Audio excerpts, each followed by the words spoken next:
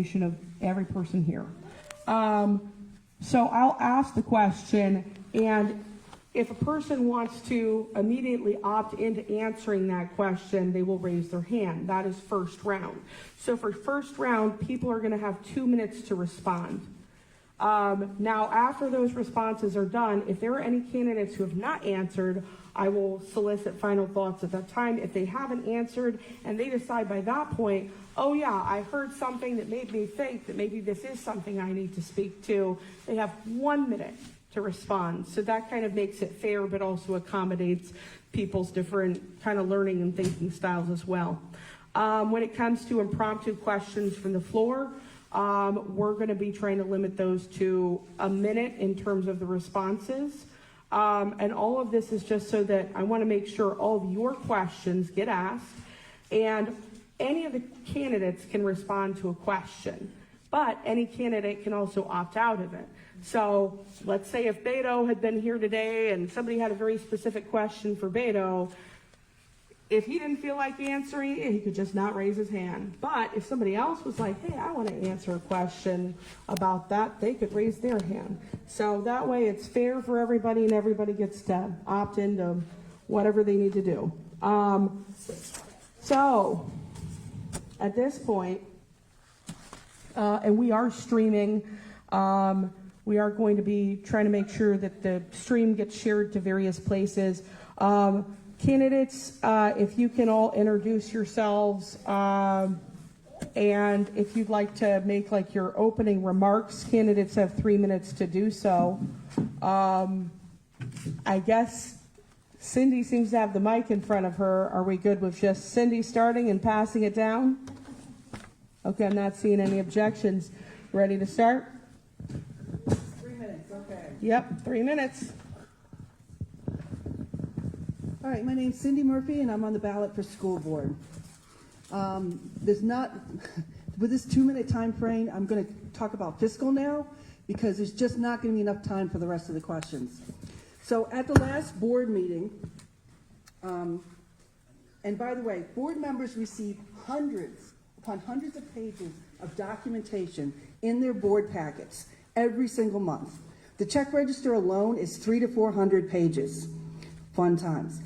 There was a budget presentation on the adoption, 27 pages, and on one of the pages it was shown that due to the additional loss of students, School City of Hammond needs to true up in November and December. We make an estimate in July, and then the state says, okay, if that's how many students you think you're going to have, this is the money we're going to give you. When they find out in October, when the ADM is certified, they're like, it either goes up or down. And for us, it's going to go down. It's going to go down, and this is from the presentation y'all can find there on board docs, $3,139,230. So in November and December, half of that comes out 1 month and half comes out the next month. Well, as I was looking at that, what is the cash balance at the end of September? Same meeting. So the cash balance at the end of September is $4,759,753.79. Not good, because that leaves us only a balance at the end of the year, $1,620,523.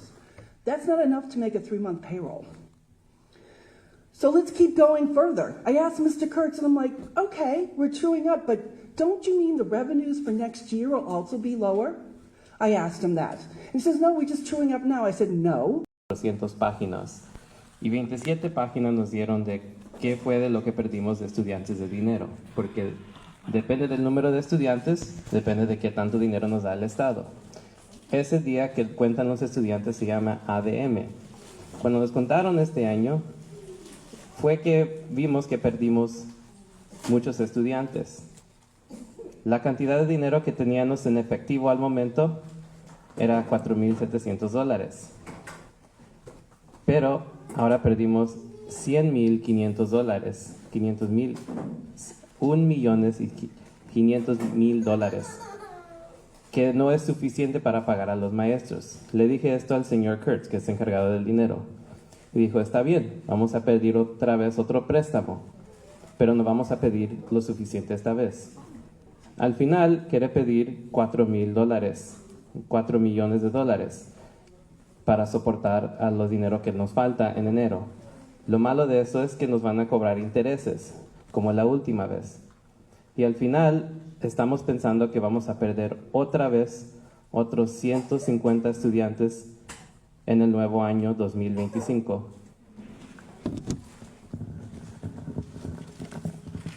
Thank you. We are trying to stream. Unfortunately, the Wi-Fi, for some reason, the data doesn't seem to be sufficient. So who knows? Maybe somebody out there has really good phone data. Just to let people know, if people themselves want to record or stream, that's fine. Next, I think we're going on to Lizette. Hello, my name is Lisette Montanez, and I'm running for school board, Hammond School Board. And I'm coming to you as a somewhat experienced education administrative level, education coordinator experience, about 11 years, sorry. And it's a little bit different. I'm not a teacher, but I am familiar with things at administrative level. And I've done that for Local 399, International Union for Operating Engineers, over a decade, where we worked with budgeting, we worked with registration, admission, we did 401k, we did a little bit of everything. I was a bit of my own secretary, I was my own grant writer, I was my own everything. So, you know, kind of worked around like family. I think I started education at about the age of 18, and I started working for a computer learning center where they taught IT classes. As far as the union, after working at the computer learning center, that was particularly for the HVAC courses, which is for heating and air conditioning, and that's something that I would love to see expand for our ACCU program and IT as well. As far as there's a lot of numbers being mentioned and such, I'd like to say that with my experience, I think that I would be able to contribute something that is a little bit more balanced to the school board. I would like to see how we can do things more at, how would I tell you? We're losing nurses, we're losing custodians, we're losing students, right? And we're losing everyone. They're floating around, and for some reason this year we have floating nurses. Well, I'm not okay with that. And considering I worked at top administration level, education coordinator, I could totally see with 90% of the school personnel being the expenses for the school district, that we're going to need to make some changes. We're going to have to bring back some of the people that were let go. I don't find that to be cost efficient. I would rather see people floating at top level, and I can see how that can happen a little bit easier. Overall, they have a little bit more time on their schedules. And so while some people say we're going to lose some students, my main goal is to halt this problem with losing students. I've been studying why we're losing these students, and there's for several reasons. My advocacy as parent here in this exact community, Whiting and Robertsdale, I started in Whiting, has shown me why a lot of the parents have pulled their children out of school, and the experiences, not to mention consolidation. We did 2 consolidations in less than 5. But, you know, furthermore, I'll speak a little bit more about that later. Thank you guys so much for coming. Thank you. Mi nombre es Lice Montañez y estoy corriendo de candidato para School Board. Mi experiencia es de coordinar programas educativas, más en la forma del oficio de administrativas. Trabajé en muchas capacidades en esa forma. Hace 18 años trabajé por una compañía de computadoras educativas que estaban ayudándonos con los cursos de aires acondicionados y calefacción en las escuelas aquí. Escuchamos muchos números y apenas empezamos, pero yo pienso que yo puedo contribuir algo de ayuda que nos va a balancear estos números. Estamos perdiendo trabajadores, enfermeras, los de la limpieza. estamos perdiendo estudiantes. Tenemos enfermeras que están trabajando en más de una escuela, los están moviendo para acá y para allá. Y eso para mí no se me hace bien. Que quieren despedir personas y después traerlos para atrás, no se me escucha como efectivamente de los costos que cuestan. Es mejor traer esos oficios para atrás y que tengamos los trabajadores administrativos que ellos estén moviéndose más así, flotándose. Y seguimos perdiendo estudiantes y yo quiero parar eso para que no seguimos perdiendo estudiantes. Habimos 2 veces que cerramos escuelas y despedimos personas y perdimos estudiantes y hay que parar de eso. Después hablo más de eso. Thank you.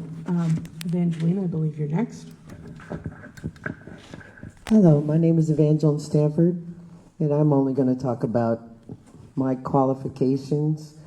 So, I have a Bachelor's of Science in Accounting, which I think will be very advantageous to a person on the board. I also have an MBA in Marketing, and I don't think the board markets the good things that happen in Hammond and in our schools enough. So that's one of the things I hope to push. One of my main goals is to reestablish trust in the school board, because right now the school board is a little dysfunctional and I don't feel that they're really connecting with the community or with the teachers, and all of that hurts our children. The board is here to focus on helping our children learn, to make sure we have a good superintendent. We do the hiring and firing of that person, and we set policy. The superintendent then needs to take those policies and show us how they're going to make the policies work in a way that helps our students. Sometimes I think some of the decisions that are made are not student focused, and I think that's what we really need to get back to. Thank you.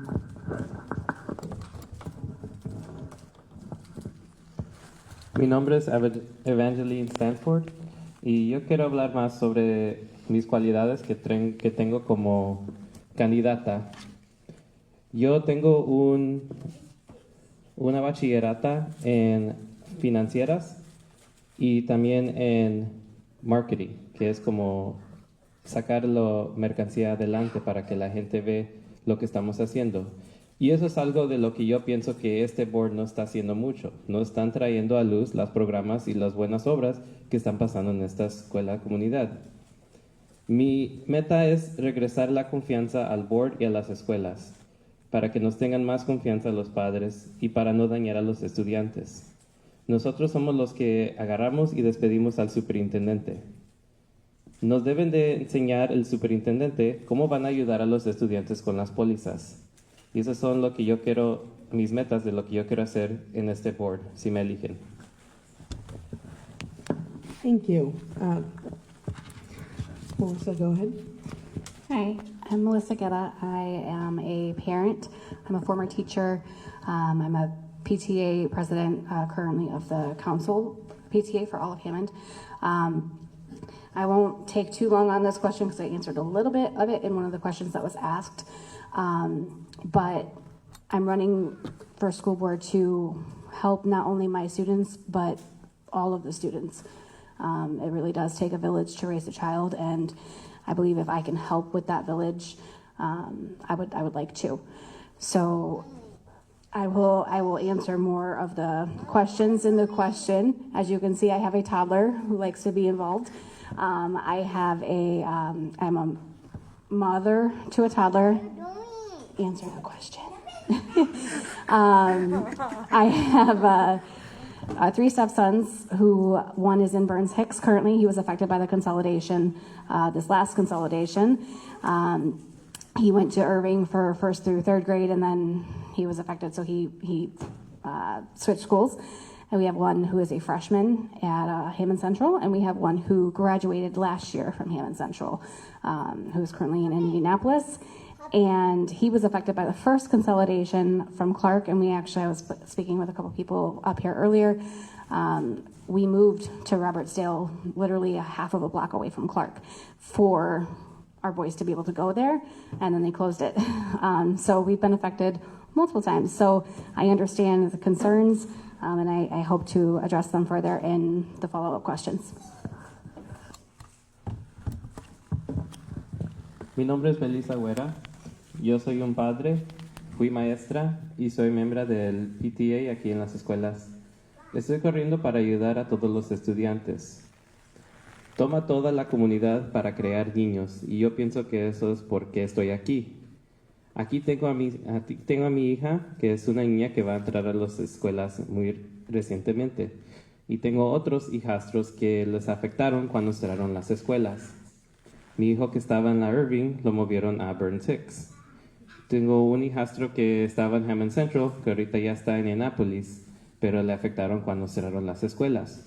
Nos movimos cerca de la escuela Clark aquí, para que los estudiantes podrían ir ahí. Pero en ese momento fue cuando cerraron las escuelas. Yo estoy corriendo para ayudar a este problema y para seguir demostrando mi desempeño en la comunidad. Thank you. So we're going to start with one of the submitted questions. First one off the top, and then we'll go to a question that was already submitted to the table here. Again, if people want to submit questions to the table, they certainly can. We are trying to keep an eye on the streams just to see if people have questions from there. But just to start us off and get us a little bit familiar with the format for the submitted questions, again, if you hear a question, you want to answer it, you raise your hand. Because we are doing a little bit more of a time limit this time, hopefully we will be able to give everybody an opportunity to answer. Again, if for some reason start running super long, like I may start limiting the number of candidates that can respond to a given question. But for this one, we don't have to worry about that yet. And if you raise your hand, first round you get 2 minutes, second round you get 1 minute, okay? So, first question. What are you going to do that is different from everyone else? Okay, I see Lizette, I see Cindy, everybody's on deck. Okay, so Melissa, you start, but I have to translate the question first. ¿Qué es lo que vas a hacer diferente de los demás aquí?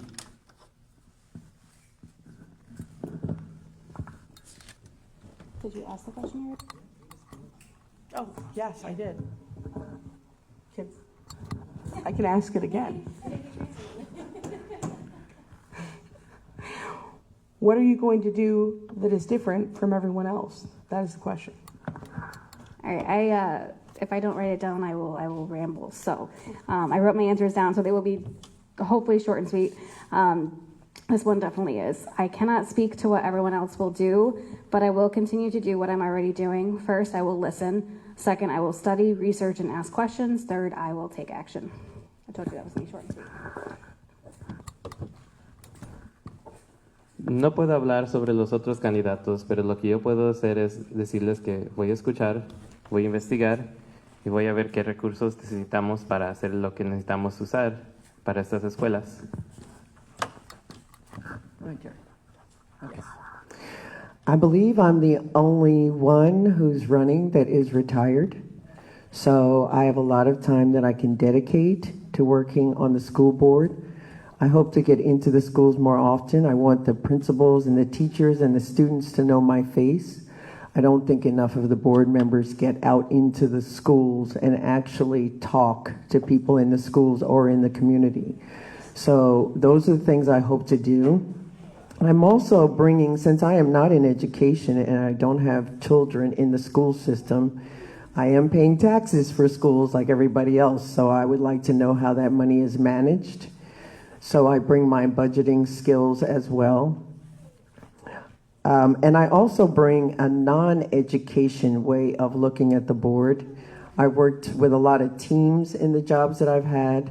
I've managed teams, and I think we need our board to work as one cohesive team if possible. I think we need to create goals together and make sure everyone on the board is is accepting of the goals, which will help the whole board to move forward with the same plan and the same focus.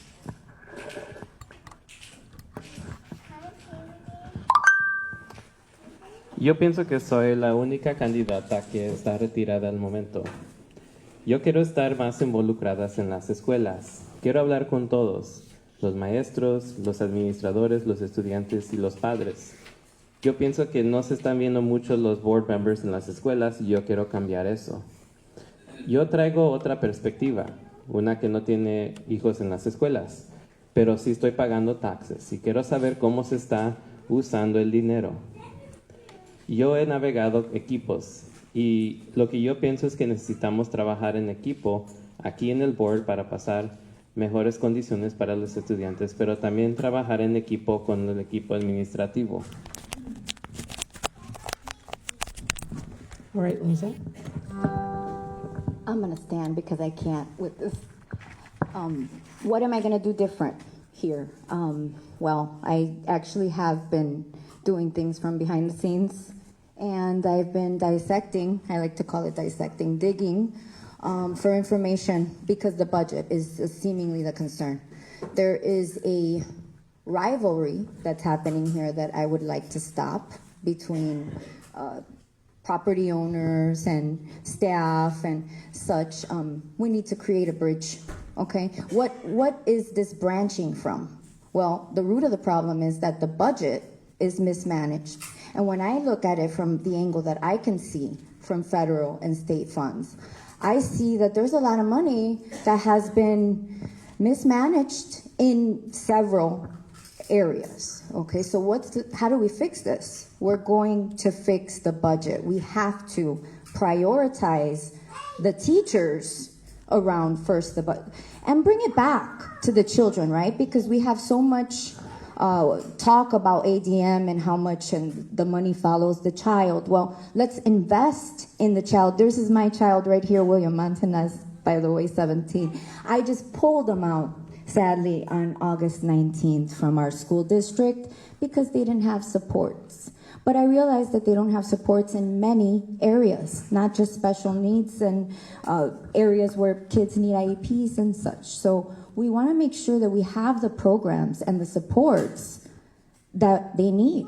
We've been trying to do this for years now. And so what do I plan to do be different? Well, we need to budget better.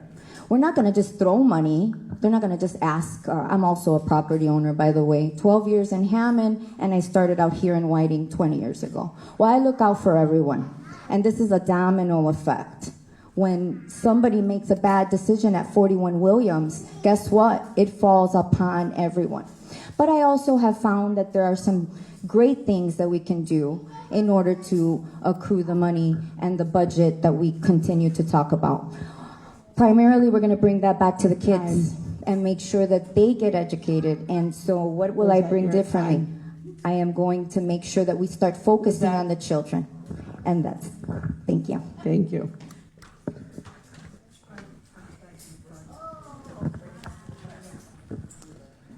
¿Qué voy a hacer diferente?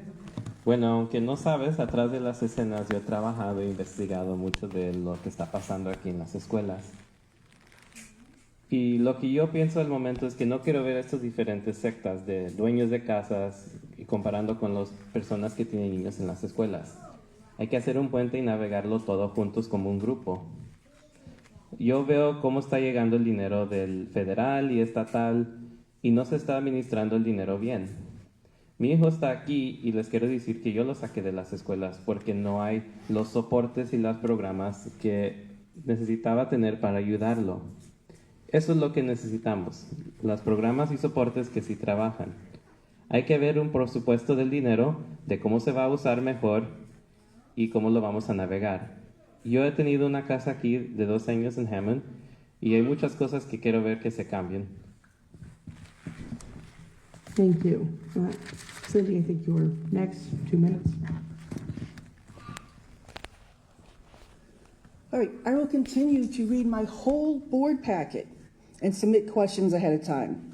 This takes me 1 to 3 hours, depending on how many contracts are up for approval and how many questions I need to forward to be ready.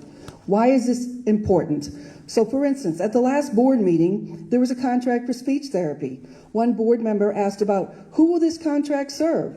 I pointed out in executive content that it says it will mainly be covering Hess Elementary School. If they had read their board packet, you wouldn't have had to ask an unnecessary question. You would have known. Budget adoption. I've received a lot of feedback since the budget hearing.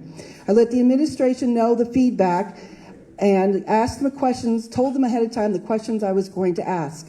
By letting them know ahead of time, they were ready with the answers. I believe it made it very clear to everyone as the board voted 5-0 on the budget for the first time in a while.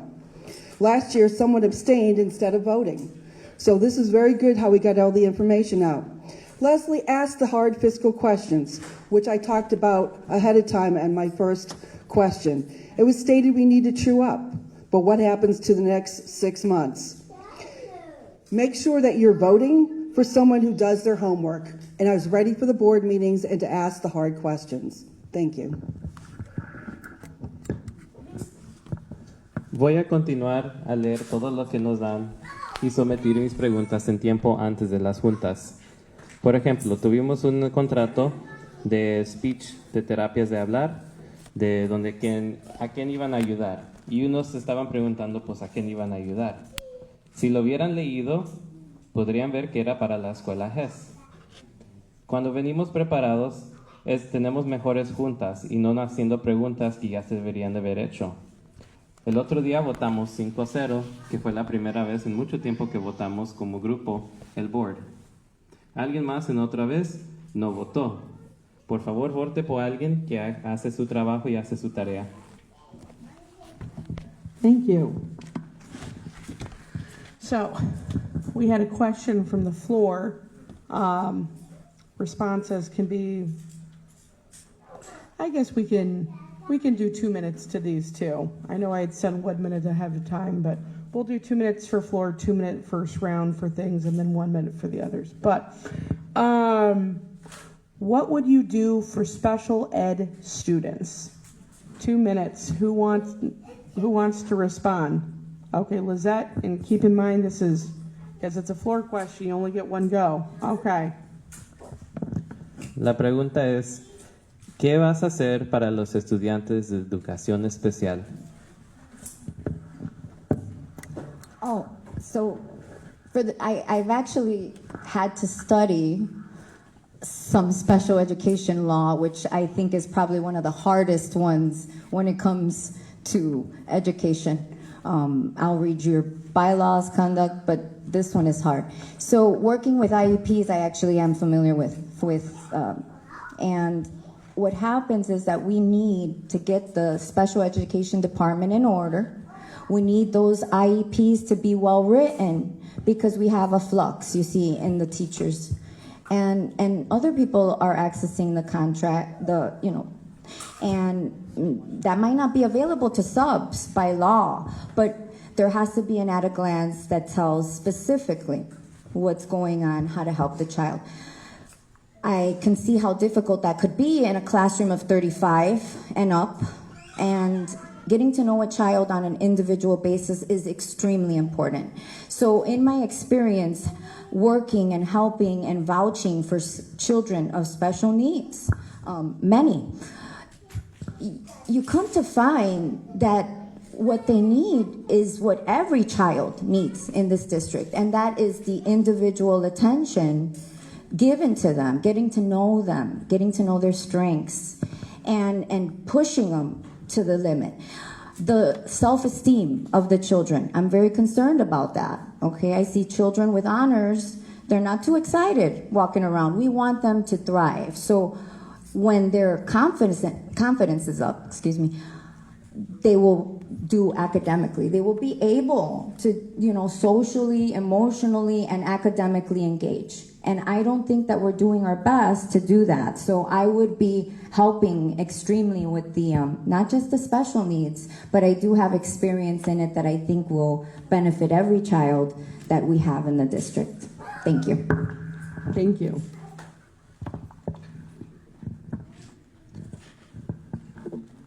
Lo que empecé a hacer fue estudiar sobre la ley de educación especial. Yo empecé a trabajar con planes educativos individualizados de los estudiantes y lo que quiero saber es que se debe de escribir mejor para los maestros. Aunque en veces que hay sustitutos, no hay que tenerles el plan oculto. Aunque no se puede darle el documental oficial, se puede decirles qué se puede hacer con los estudiantes para dar éxito.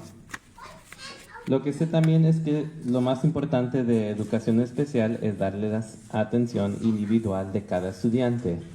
Esto debe de pasar con cualquier estudiante, no nomás con la educación especial. Quiero ayudarles que se sientan mejor con su estima, para que puedan ser más involucrados socialmente y que se sientan mejor emocionalmente en las escuelas. Thank you. So, for our next submitted question.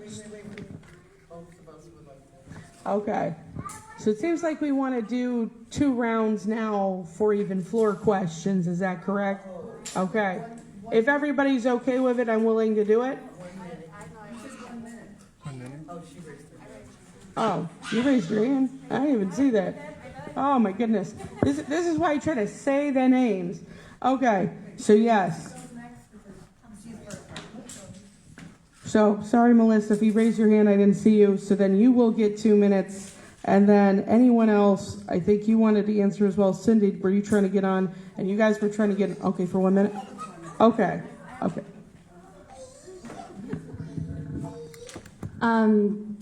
Now, if I could remember the question. Oh, helping special.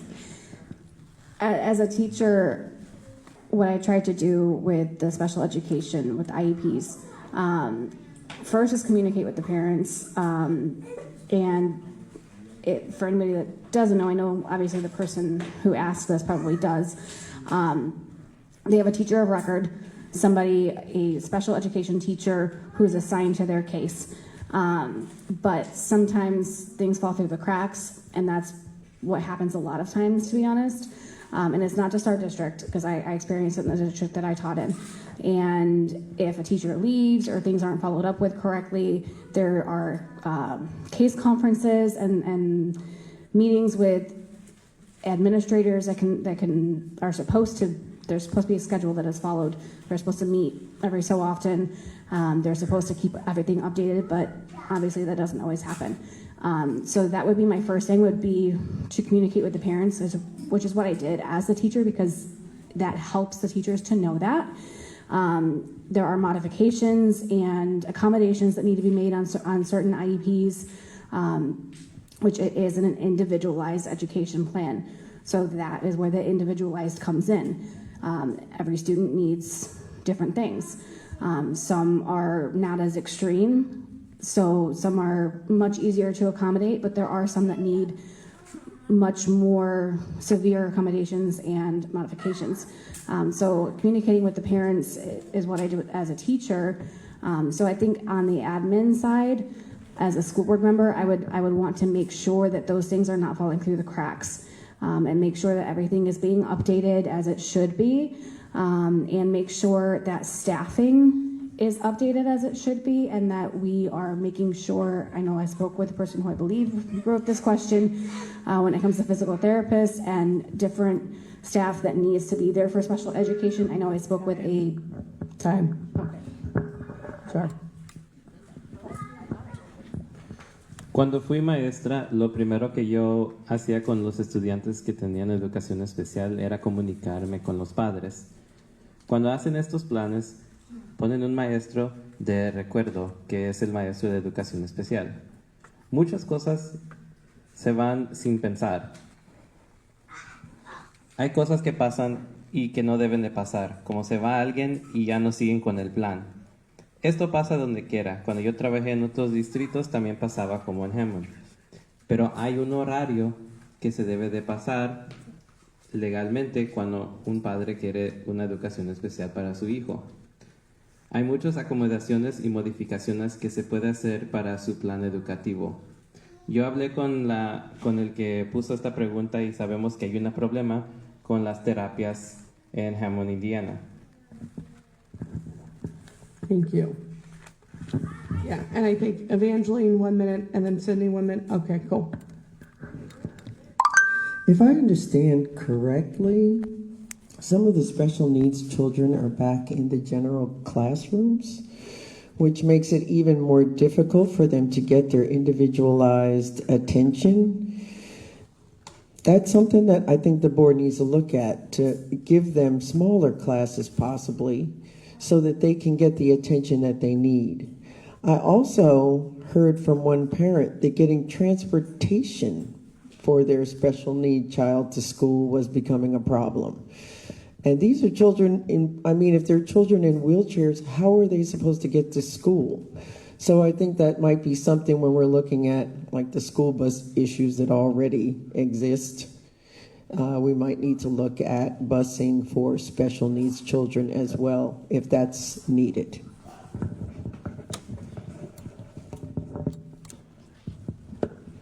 De lo que yo tengo entendido es que hay unos niños con planes educativos especiales que están en las clases generales.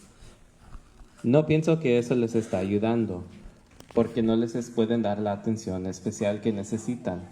Mejor pensar en ponerlos en unas clases de números más chicos, así para que les pueden dar la atención. Transportación también he escuchado que es un problema con los estudiantes de educación especial. Hay que tener los autobuses listos para llevarlos a las escuelas. Okay, I'm going to flip this. I am so glad that Missy is the council president PTA, because we need to rebuild this. What council PTA used to be is that you'd have all the PTA presidents coming in, you'd have different subjects, and then everything would trickle down. So what these parents need is they need to know their rights. And a lot of the parents don't know their rights. So last weekend, I was speaking to a mom in my Spanglish. I only do a little bit of Spanish. She had a 7-year-old that had problems with speech and with physical. And I was like, these are your rights. Keep pushing, Mom. And she says, what about the other parents? I don't see them do anything. You need to empower them too. We can't do it all. And I believe PTA is one of the ways that we can empower parents in this district to do a better life for their kids. Thank you. Voy a darle vuelta a esto y decir que estoy muy feliz y contenta que Melissa Güera es la presidenta y está en la consulada. Cindy, no hand, Evangeline? Okay. All right. We'll revisit then. All right. Who is the mic? Lizette, is that the mic in front of you? There we go. Perfect. So the role I've played in my community so far before running for school board, my son has been a part of the Whiting Robertsdale community since he was 2 and kindergarten. And so that's where he originally started. I started parent advocating at Whiting. What do? I actually vouch for the community's students who are having a hard time, special needs or just discipline, go over and understand the laws. I was doing this primarily when he was about in 5th grade, which was a very long time ago, and the Hispanic community, we have a big group, and they weren't understanding the discipline and the procedures to keep their children in school, let alone any of the laws that they would be breaking. And so I invested a lot of time translating and helping them in the schools, and just an extreme effort of keeping the children in schools. Because Cuando quieran, por favor, hábleme y sí les ayudaré. Por ejemplo, cuando la comunidad estaba pasando durante el tiempo de COVID, yo vi que estaban cobrando para los libros, aunque no tenían los niños los libros en mano. Y eso fue parte de lo que yo hice en ese tiempo.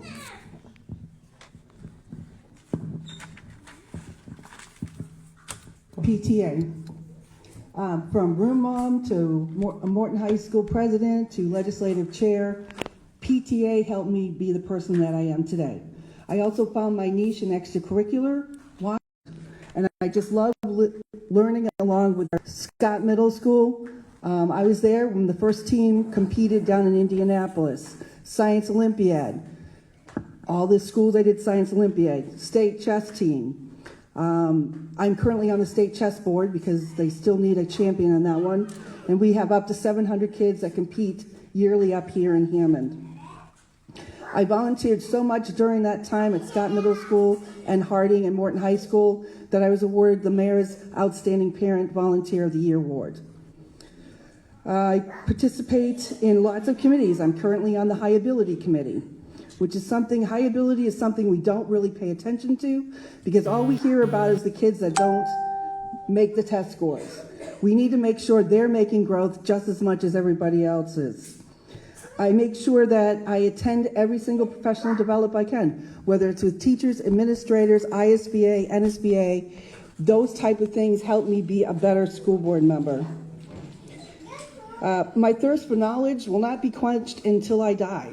So I'm going to be here learning and bringing that knowledge to the school board. Thank you.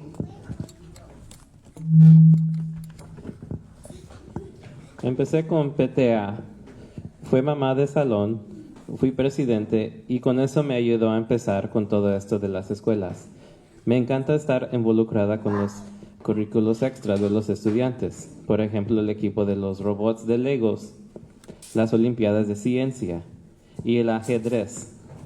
Aquí en Hammond tenemos más de 700 estudiantes que compiten en ajedrez.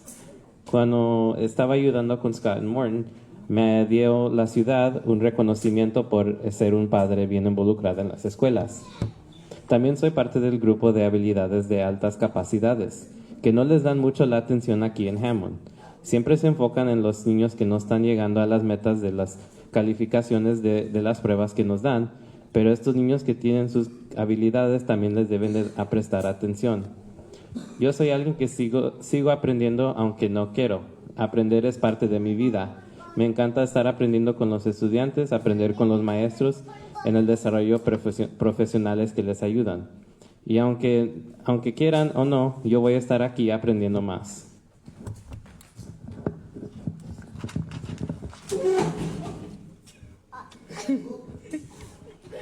Timely. First, I was a teacher. I know the stresses put on teachers that make it harder to focus on the job we signed on for, which is making sure that our students understand the material that they need to pass these standardized state tests and to pass their grade levels. Second, I am a parent. I understand how certain decisions affect parents in our community, which in turn affects our students. Third, I am the current PTA Council President, so I am in the schools daily, seeing firsthand how school board decisions affect our students, staff, and parents. Thank you.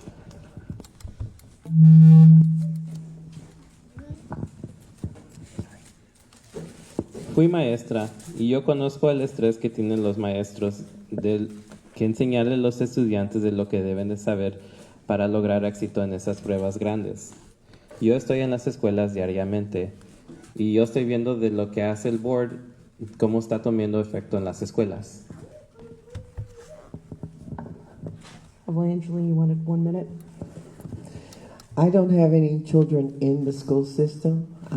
I do pay my taxes, but I was not previously involved in anything related to the school. But when I started going to the school board meetings, I felt that I could really provide some input and help the school board to turn around how the community feels about them.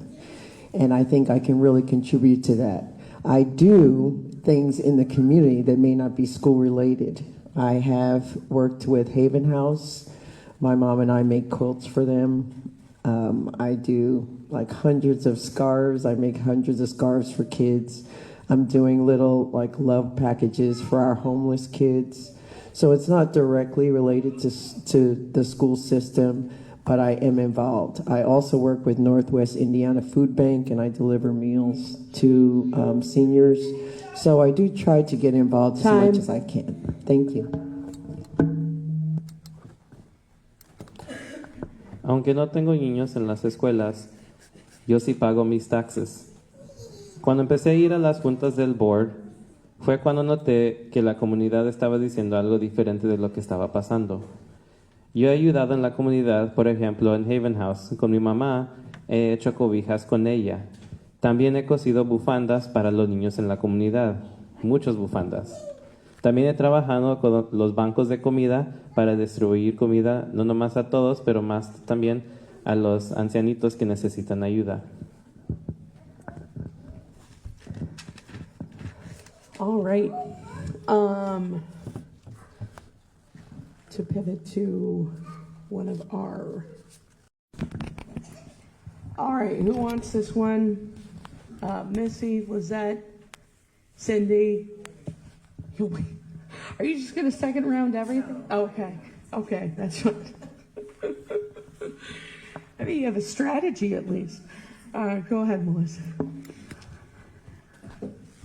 So as it's been mentioned a couple times, I am involved in the PTA, and part of what I would like to do, and I'm trying to do currently with my role, is to really provide resources for our community, for our parents. There's a community school initiative that I know Ms. Moriarty has been trying to accomplish, and I believe that we can partner with her. And I've already spoken with Mr. Hicks from the Area Career Center, and he's on board as well. Really partnering together, like I've said before, and I'll probably say it again, it takes a village to raise a child. So really reaching out to the mental health organizations, partnering with them, and really bringing that education to our parents and to our students. I know it's affected my family personally. I have my dad here today because we're actually members here. I knew the members would want to see him. He's got schizophrenia. So I am very familiar on a personal level with mental health and how undereducated families are. I've really had to learn quite a bit on my own, and he, like I said, he's a disabled veteran because of his mental health, and even through the VA, there really hasn't been a lot of education or resources. It feels like banging my head against a wall sometimes when I'm dealing with them. I don't want it to be like that with our schools. So I would prioritize that by really partnering with the mental health organizations, as I said, and if anybody has any other ideas, I would love to hear them as well. Thank you.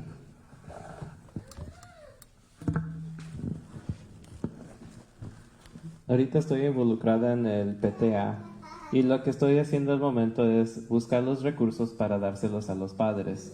También sé que hay unas iniciativas ahorita al momento en las escuelas donde quieren trabajar con las escuelas primarias y secundarias. Y es lo que yo siempre digo, hay que trabajar juntos. Debemos de estar trabajando con la comunidad y los programas que tienen de la salud mental y cómo nos pueden ayudar a los padres y a los estudiantes. Conozco que hay muchos problemas con la salud mental aquí.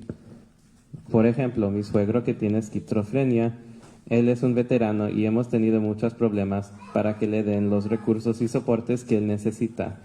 Sé que es un problema difícil y grande. Y yo sé que voy a necesitar todos ustedes que me den ayuda y apoyo para lograr lo que queremos hacer en esta capacidad. Go ahead. The question with how are we going to provide the resources that we need for mental services for our children, for the students? Well, I think that we really do need to bring the paras back. I understand that there's a need in the classrooms, and the teacher's job is to teach, and we have the paraprofessionals that are in the class to help the student succeed. You know, there's special needs with special ways to take care. So we're going to bring them back because apparently they're gone, and we also are paired up with some of the mental services. We got Geminis, we got regional. We're paired up with them. I encourage parents, as a parent who has experience with this, that they do hopefully get the support that their children need outside. I find it very productive for the parent to hold those services, make sure that they have somebody, a medical advocate, that can work with the school, not necessarily employed at the school, but work together, because that helps them get to know the child. The teacher is in front of them. The medical department or the therapist is also usually parts of IEPs and for 504 plans, getting to know the children in that fashion. So how we do that? Well, we have the resources. We have a lot of contracts right now with them. And so we put the kids in smaller settings, okay? So that way we can give them the personalized attention that they need. And life skills courses are incorporated in the schools currently right now. So that would go along with my plan of self-esteem, boosting it up. And we'll do that. We can learn about the child and what's bothering them, because we do work with about 90% minority that attend our schools, and we can't just treat them like, thank you.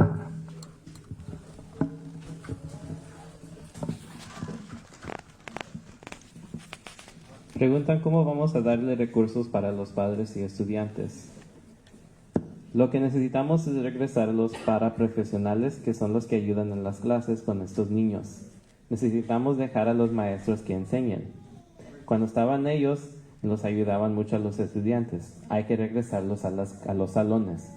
Tenemos programas locales que nos ayudan. Por ejemplo, Geminis y Regional son unos programas que trabajan con las escuelas y con los estudiantes. Lo que yo he notado es cuando los padres están abogando para sus hijos, les pueden asegurar más rápido y más ciertos los recursos que necesitan. Debemos de estar conociendo a los estudiantes y saber cómo podemos ayudarlos. Trabajar con su esquema de cómo se sienten ellos mismos. A llegar a los problemas que les están afectando a los estudiantes, para en verdad ayudar a estos estudiantes a lograr éxito.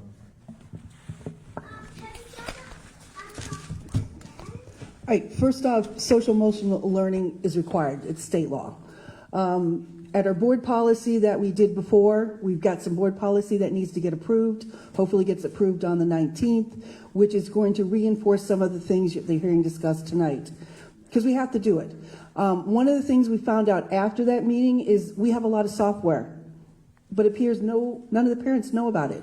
So on our main website at the bottom, there is something about reporting if you feel people are struggling, or you can report yourself. All that's available.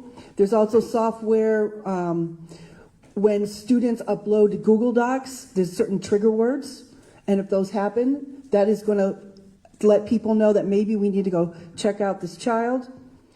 And sometimes they need that trusted person, and sometimes it just is the teacher. So we had our Science Olympiad class. We were at the dunes. We took them there every year for a 2-day trip. And we're grilling hamburgers and hot dogs. And this young middle school student, she's like, for 10 minutes, she talked about all the people that died from gun violence in her family. And she just needed someone to listen. And somehow I was the trusted person at that moment. And I'm not really good at it, so all I could say was, I'm really sorry for your loss. But that's what our kids need, a trusted person that they can talk to, whether it was at the other forum, a custodian, a teacher, a parapro, or whatever. That's what they need. Thank you. Del aprendizaje emocional y social es la ley, no hay parte de decir de eso. Pero sí hay póliza que necesitamos que poner, que a lo mejor los vamos a poner en estas siguientes juntas, para asegurar que se pase mejor en las escuelas. Hay muchos programas que tenemos en las computadoras que los padres no saben que tenemos en nuestro sitio de website. Hay partes en el sitio que pueden reportar si piensan que alguien necesita ayuda o si ellos mismos necesitan ayuda. Hay programas en la computadora que revisan las tareas electrónicas para palabras que nos ayudan a saber si un niño a lo mejor tiene un problema.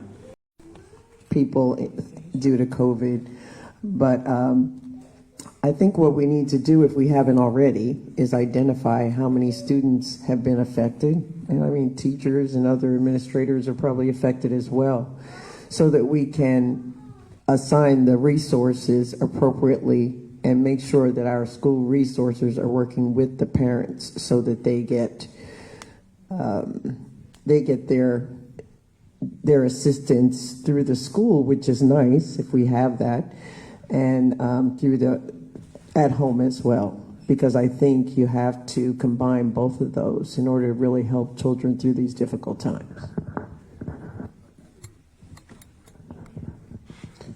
No estoy exactamente cierta cuántos estudiantes están afectados de esto, pero estoy cierto que he tenido familiares que han perdido personas de COVID y estoy seguro que necesitamos revisar los estudiantes que tenemos y cuáles necesitan ayuda para adquirir el dinero y para darle esos recursos que necesitan.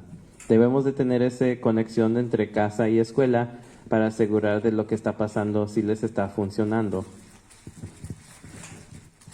All right. So I'm going to try to take a question or two from the audience now of people who didn't want to write it down, did want to ask one on the mic. If you can come up here, that'd be preferable. If not, I will try to come to you. So raise your hand. If you all that don't know me, I'm Miss Wanda. I have two questions. The first question is, how long will it be before them kids get that bus? We done had 3 kids got serious injury after school.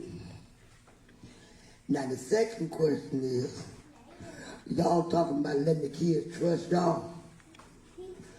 Kids don't have no trust in y'all because y'all don't respect the kids. Until you start respecting the kids, then maybe the kids will respect you. But when you disrespect the student, you won't get that respect in return. You got to give respect in order to receive respect.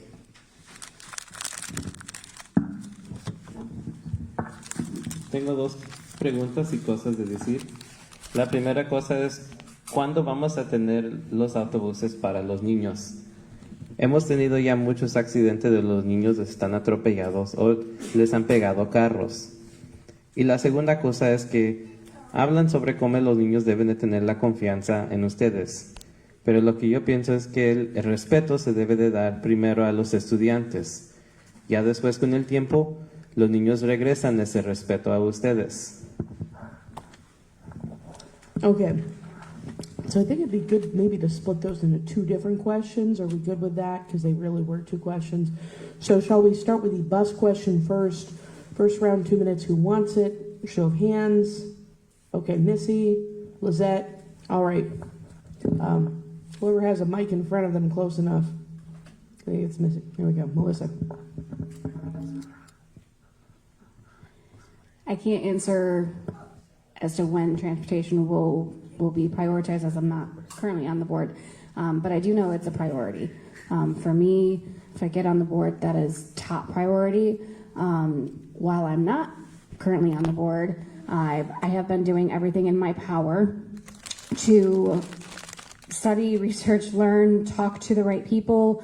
I was able to address an issue at for Jefferson Elementary kids, 169th and Southeastern. That was a dangerous intersection when it was brought to my attention that that was an issue, that there was no crossing, no ounce of safety for our kids crossing right there. I did some digging and found out who to reach out to. I got a hold of Mr. Freeman Coles, who is the head of the crossing guards. And the next day, I got to give him credit for that, because the next day he had somebody out there. I was made aware of an issue at Scott Middle School. I reached out to him again, had the people, and I've seen, as I've gone to Scott quite often, I've seen a crossing guard out there. So he was able to get one there. I know he also mentioned to me that for the kids coming from the Renaissance to Lincoln, that crossing right there at Johnson in Chicago is a very dangerous one. And I mentioned that one to him, and he said they don't typically put a crossing guard more than a couple blocks from the school.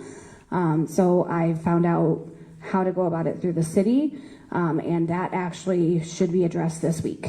It's been a couple months in the making, and I got to give credit to the city engineer for that one.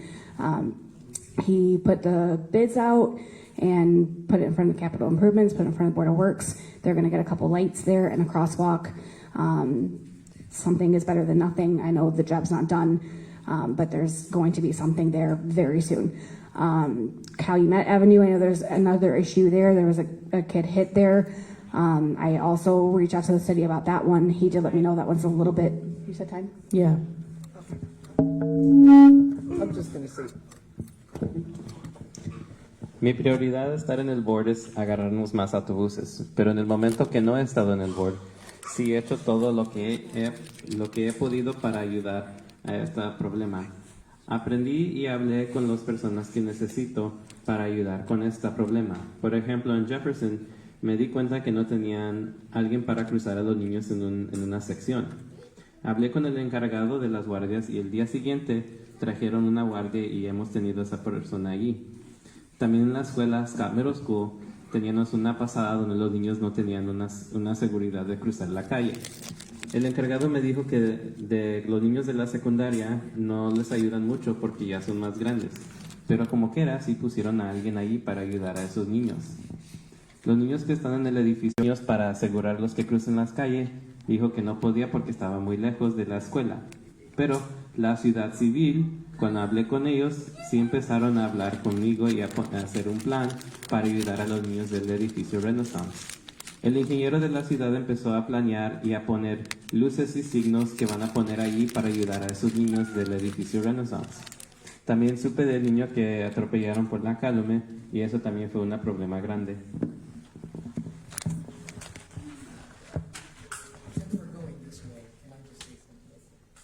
Do you want 2 minutes or 1 minute or what? Give me two, I'll speak just quick. Okay, just this once. That no, we have to follow the rules. I will be very short. Fine. I can wait till a minute. Yeah. Wait till the end and do the minute like we agreed to. This is okay. Oh my gosh. Can we just follow the rules because it's easier? If I start to make exceptions, we're gonna be doing this every time.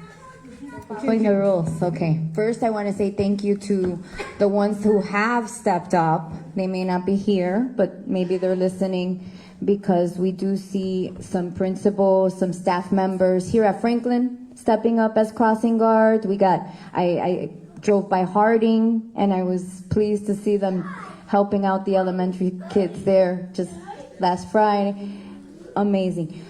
This is, I as well am not on the school board, so I can't resolve this situation right now, but it's a little sensitive one for me because I saw about 4 Indiana statutes broken for transportation, school transportation, in this untimely decision that was made and somewhat seemingly above governing body, right? So the school administration decided to cut the transportation earlier than we were told in November. And so the parents also got an untimely notice a couple days before, so I heard. In doing so, they went completely over the governing body, which is the school board, okay? They knew nothing of it. They are the ones who are supposed to plan these safety plans before school starts, okay? They were supposed to be consulted with. The administration did not do that. And it left us right now, second quarter, the children still don't have crossing guards. That is something the city provides, and they're still trying to become familiar with that. So what happened? We have 3 kids that got hit by cars already. Look at, it's only first quarter. Familiar with them? That we keep them in mind when you're stripping children at this, up to 5th grade? Babies.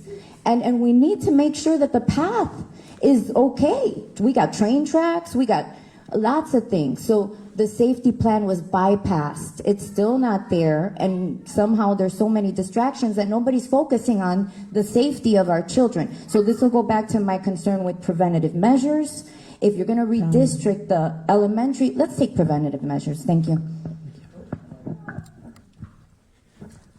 Cindy, did you have your hand raised at the very beginning? Okay. I do think, Cindy, that it should go all the way there, but all right. Gracias a los que sí han ayudado. Y ustedes saben que son en la comunidad. Yo he visto los maestros y los principales que que han ayudado ellos mismos a cruzar a los niños de la calle. Por ejemplo, en la Harding yo sí he visto que ellos han ayudado a los niños allí. Al momento no estoy en el school board, pero sí he visto que han rompido muchos estatutos de transportación. No el board, pero la administración de las escuelas. Nos dijeron que iban a seguir un plan y cambiaron todo al comienzo de este año escolar. No hablaron con el board. Esta fue una decisión que hizo el equipo administrativo del distrito. Al momento no hay guardias de cruzar. Eso es un problema grande. Ya hemos tenido 3 niños que les han atropellado, los han pegado el carro en la primera temporada de la escuela apenas.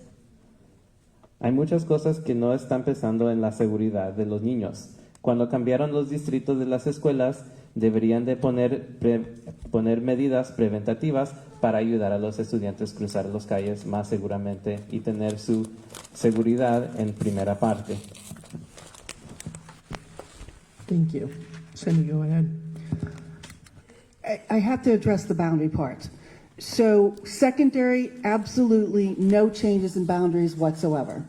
The elementary, yes, there were, but that doesn't change. So this resolution was in 3 years that the district may cancel transportation. So the administration came back to the board, provided if we're going to consolidate these schools, these children will be going to this room like to become a bus driver for us. It's a part-time job. We'll help you get your CDL. We'll train you on it. We need bus drivers. So what happened because we didn't have enough bus drivers? We changed the bell times. I hate it. So elementary, middle school, and high school all start at different times. If that happened while my kids were in school, I would be going nuts. All right, you stay here. I got to go drop off this one. I'll be back in half an hour, pick up this one, drop them off at middle school. Don't you dare get in trouble and make a mess, elementary students. I'm being back for you and get you to elementary school. So we changed the bell times because there's not enough bus drivers. So adding transportation means not only adding buses, but adding bus drivers. Let's go back to DUAB. A plan was provided to the state to keep the budget in place. We had to make certain cuts. We cannot change the plan unless we go before the state in person and tell them we are raising these costs in transportation and we're cutting these costs here. So I ask you, what do you want us to cut in order to add transportation? Because I already went through the numbers earlier. When we lose that $6.5 million for this school year, there's nothing left. So something has to be cut. Thank you. Thanks. Primero quiero empezar con hablar con los distritos de las escuelas. De las escuelas secundarias no cambió nada. De las escuelas primarias sí cambiaron. Nos dieron el plan de parar la transportación en 3 años. Pero con ese tiempo no tuvimos los suficientes choferes para transportar a todos los niños. Entonces, ¿qué hacíamos? Cambiamos los distritos para que, querer con la ley, niños que quedan a 1.5 millas de las escuelas pueden caminar y a los demás podemos dar transportación. No tenemos trabajadores de transportación. Por favor, si quieres venir a trabajar, los enseñamos, los estrenamos, choferes suficientes para las escuelas. Es un problema grande. Si yo hubiera sido un padre al momento, eso sería una pesadilla. Por favor, quédate aquí, espéreme en lo que llevo a tu hermano o tu hermana a la escuela secundaria. Por favor, no te metes en problemas, ahorita vengo por usted. Esas son cosas que están pasando ahorita.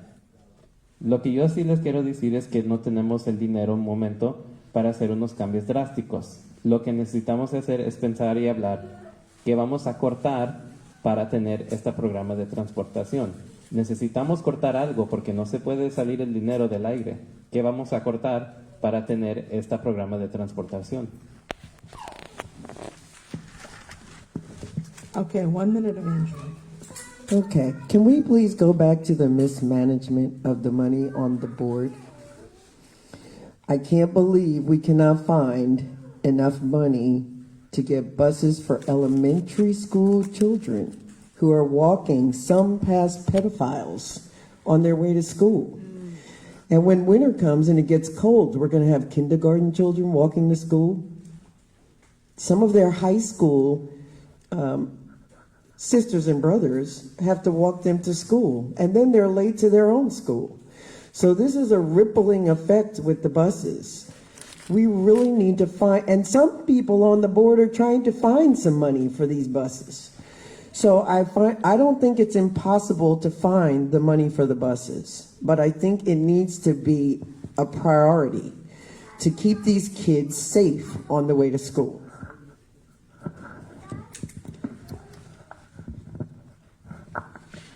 Quiero hablar sobre el dinero que no ha navegado bien este board. Necesitamos que encontrar el dinero para ayudar a estos niños. Es imposible pensar que no hay un plan que podemos hacer para ayudar a estos niños que están caminando. Pobrecitos los niños que están caminando porque pasan sobre las casas de predadores de niños. Hay niños de secundaria que están encaminando a sus hermanos y hermanas a las escuelas de primaria y están llegando tarde a las escuelas de ellos mismos. Hay que Respecting students. Would you like me to restate that, or would we just like to try to answer it based on a recollection? If you want to restate it, I guess you could.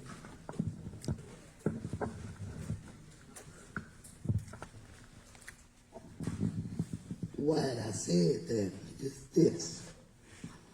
The first child got hit, and I told y'all a while back, something ever happened to one of them kids, you're going to deal with me. I brought it back to the board, and a board member stood up there went to sniggling. Thought it was funny. And all of a sudden, she's going to say she didn't know nothing about it. How come you didn't know nothing about it? And everybody in East Hammond knew about it. Then I had a second student. All these babies is my babies. Got hurt. The other day, we had another one to get hit over there by Edison School.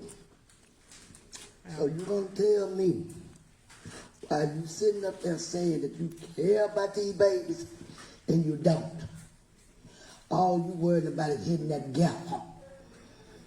Bring your bylaws when you come to the board meeting, sitting up there beside you. Cause let another baby get hit, you're gonna deal with me. Nobody else. Half of y'all sit up there won't relate. It's coming up on the 5th of November. You won't get that seat. Cause the residents in every district is tired of their kids and the teachers being disrespected. When y'all sitting up on that board, our kids sitting at home. Them councilmen come out to support the residents, their community. They ain't coming out to y'all to disrespect. Y'all talking about y'all care? Y'all don't care. I'm sitting at home looking at the meeting. Bang. That hurt that child's feeling. Then y'all gonna get down and step to a teacher. If my voice wouldn't have been messed up, I would have been there, and I dare anybody to step to me. That was disrespectful. The bus driver, the teacher, the paraprofessional, they got their hands full. They should never be disrespected like they get. By law, ain't no God sitting back and watching all of this going on.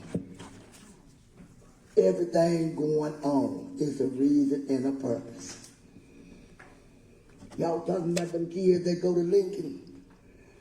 Lincoln down there by the Dynasty. That's 2.5 miles. And you gonna tell me they don't need no buses? Them kids got to walk to Hammond Central, Eggers. You got pedophiles. Everything going on. So babies shouldn't be walking. And for his chipping them, their ID, don't do that. Because this is not modern day slavery. Y'all don't have to keep track of our babies. That's what we for. That's all I got to say. Okay, so in line with that, we've had several questions that are very similar. I'm going to try to marry all of them together. And then whatever parts of what people want to address, please do. And you probably need a moment to translate some of what she said.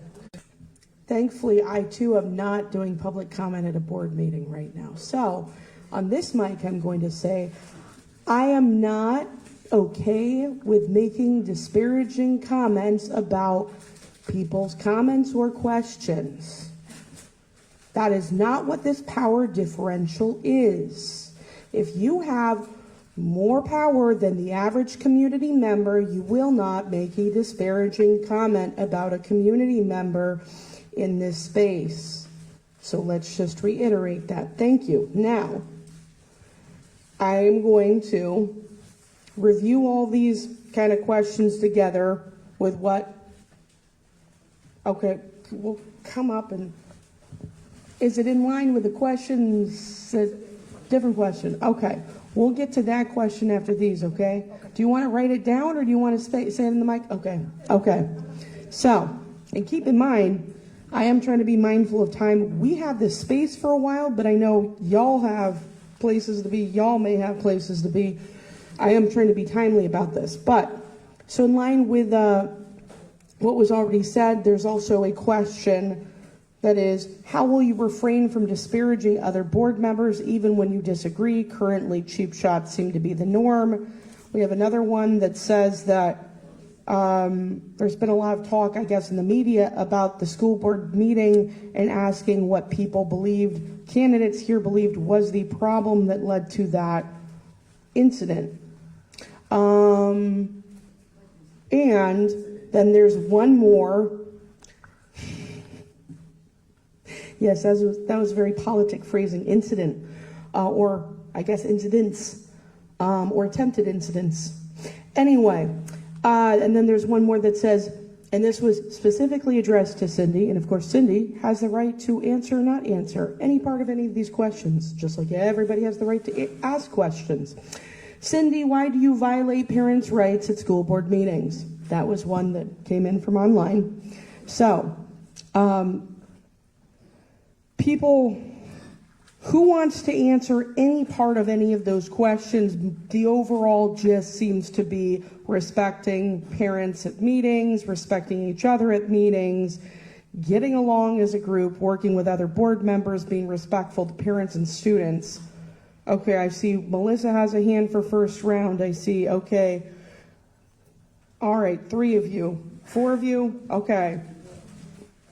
Was that, yes? I could go a minute or smaller.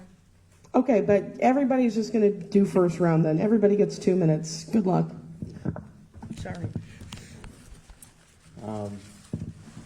¿Qué vas a hacer para no hacer comentarios de expectativas a otros miembros del board que no están de acuerdo de lo que tienes de plan? Al momento se ve como que nomás están hiriéndose unos al otros en el board. El radio estación tuvo interés de un incidente que pasó en una junta del school board. ¿Qué fue el problema del incidente y qué pasó? Había una pregunta sobre línea directada a Cindy Murphy de por qué estás violando los derechos de los padres en las juntas del board meeting. Cualquiera persona puede responder a esta pregunta, aunque los digan su nombre o no, y van a contestar. All right, looks like the mic is in front of Melissa. Melissa, you start 2 minutes. I'm going to keep this one real short and simple.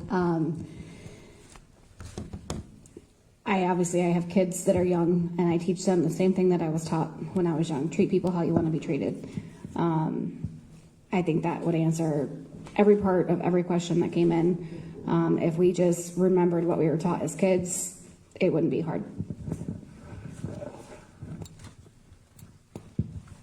Yo tengo niños y les enseño lo mismo a todos mis niños.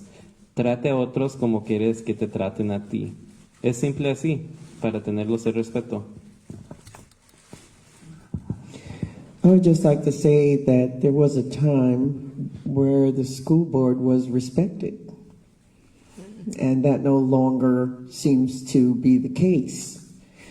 And I think if the school board would initiate the respect, the teachers and the community would come back to school board meetings and feel like they have the ability to provide input that's actually listened to.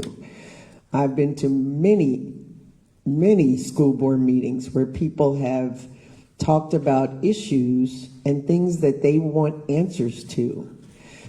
The next school board meeting, it's like those questions were never asked. There's never any response, never any follow-up. So why would you continue to come? They don't think that the school board is even listening. It goes in one ear and out the other. That has the correction. Yo me recuerdo que había un tiempo que se respetaba al board. Y lo que se debe de pasar es que el board debe de dar el respeto primero a la comunidad. Por eso los eligieron. La comunidad viene, habla, hace preguntas y quieren tener respuestas del board. Pero lo que pasa cada vez y cada tiempo es que regresan a la junta siguiente y es como que si nunca pasó la pregunta, como si nunca pasó lo que hablaron. Si eso pasa, los miembros de la comunidad no regresan a las juntas del board.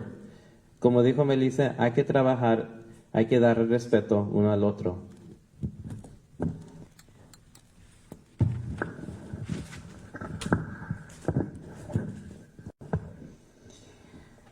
It's true. In a time where our community is feeling very disregarded, angry, and everything that they're expressing online, the divisiveness, we got to instill the trust inside. And wasn't it a perfect example of what we don't want to happen? This is why our community members don't come. They feel shunned. They get ignored. They make statements that, of course, a school board member can answer, and there are some in this room that take the time to answer questions. And so they're falling upon deaf ears. And we need to make sure that we prioritize our community's concerns, because they're taking the time out of their lives to come and find a resolution because something's bothering them, and they want an answer. So when a child comes in, and it's very rare that we see one, we get excited, don't we? It's, what, 2 students or maybe 3? I'm getting the chills. Let's honor them the courtesy that we would like to see, right? The children. We're building their confidence, the self-esteem that I keep saying, right? So if they're at the podium and they're children, 16 for the girl who came, and it takes bravery for a child, just an adult alone, to speak, right? And so we can't gavel a child. Maybe we could give them a little bit of time and not stir up the room. And so moving forward, let's try to get the community to feel more listened to. And that's respect. And that's how we fix things here. Thank you.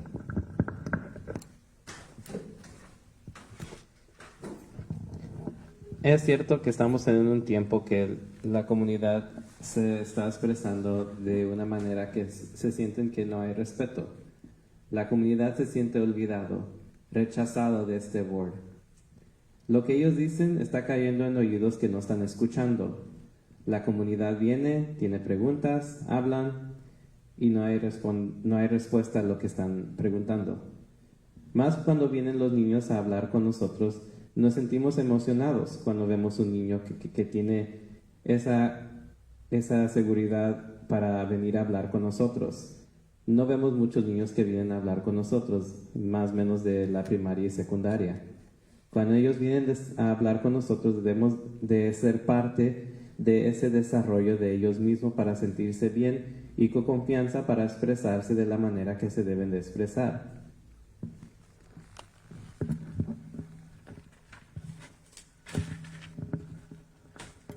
I would like some clarity from the moderator. Yes, so you were talking about a power differential. What Yes. exact words were said that you felt created a power differential? The power differential exists whether or not you say certain words, right?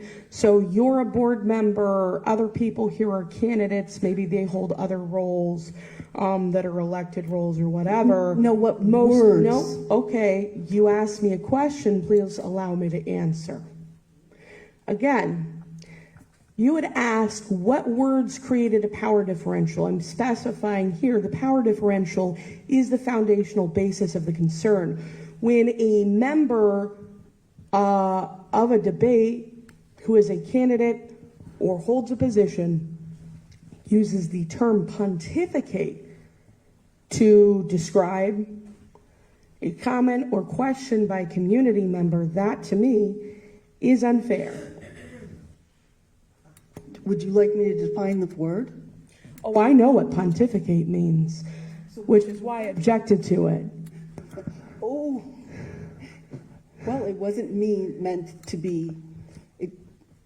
We don't need to, thankfully, we don't need to go back and forth about this because it seems we both know what the word pontificate means. And it was Thank appropriate. Thank you. Okay, I'm going to go back to the original Hold question. up. I'm sorry? Okay, let me make this clear. Whether or not you feel it was appropriate, if it happens again, no, it won't be tolerated. Okay. So, The community is never allowed. And I thought it was nice to just give fair warning. There was absolutely no reason to make a comment, right? Because we're at a debate forum. So you guys are speaking in response to questions to answer the question, seemingly not to criticize the and criticize the questioner. You don't have a mic in your hand to do harm. You have a mic in your hand to provide clarification. If somebody gets on a mic and they are experiencing pain, you don't just simply increase their pain. That is not what we are here to do. We are here to alleviate the pain. We are here to clarify the pain. We are here to address and create solutions. We are not here to cause more pain. So, if I think something is harmful, yes, I will say, hey, we're stepping over that line. Let's not do it again. And I think that reminding ourselves, of how we want to treat each other is a very good endeavor. All right. You have 2 minutes to answer the actual questions that were put to you, whichever parts you want to address. I'm going to go back to transportation. So at the last mayor's night out, the Hammond Police Department, this actually came up. The crossing guards and the whole thing. And one of the chiefs was over there and he says they were having some trouble. You talked about disrespect for children. Remember that was in there? So they were working on safety zones. The problem is they need to be working with School City. They need to know the routes that the majority of the students are taking in order to create those safety zones. So like us, they're under state law. That board policy I took about earlier, that's going to be hopefully approved on the 19th, it talks about safety zones too. We need to know the routes to and from school most widely used, and we need to be coming up with a safety plan. I sent questions about that to be answered at the next one. Let's talk about the tragedies that people keep bringing up. So that student that was hit at Calumet in Michigan, he had gone home. He had got his friend, they got on their bikes, and then they got hit by a car. No transportation would have changed that. To me, this type of thing it's a tragedy in my own family. My brother, same age, he went out, he was hit by a car, he literally died. But lucky for him, he got hit by a state trooper who dragged him in front of a nurse's house, who came out, they got him, heart working again, stabilized until the ambulance took him to the hospital. So these things hit for home for me. He stayed in the hospital for a year because most of his lower leg was gone. He had to learn how to walk again. The one at Edison, same thing. This student thought he could beat a car.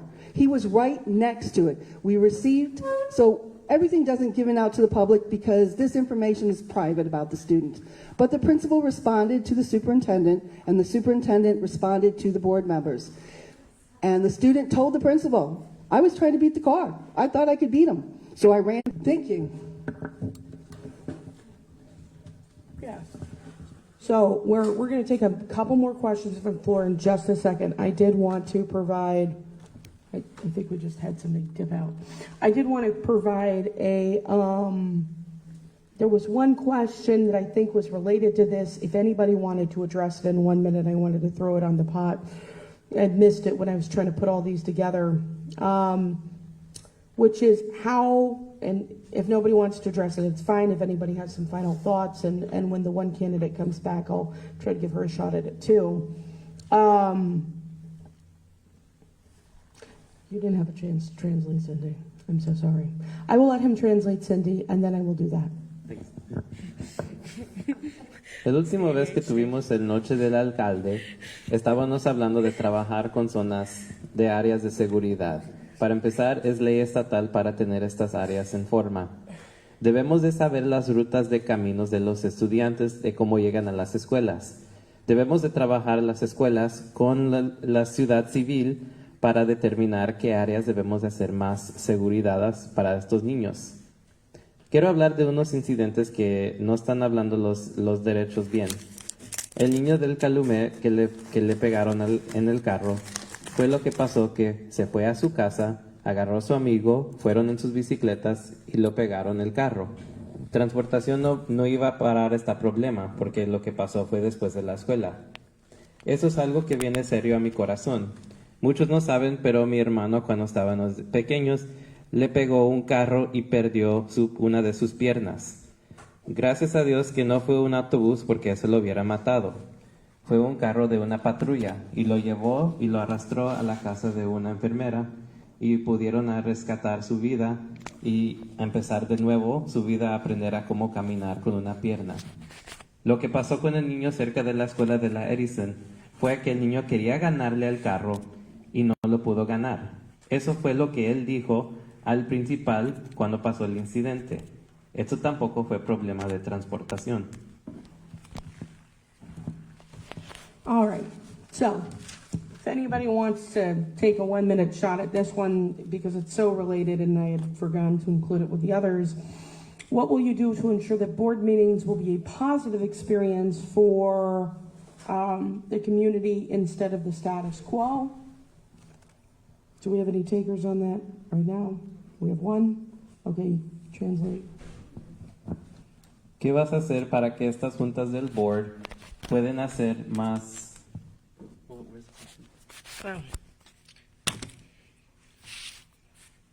Para que la experiencia sea más mejor para los padres y para los que vienen a las juntas del board.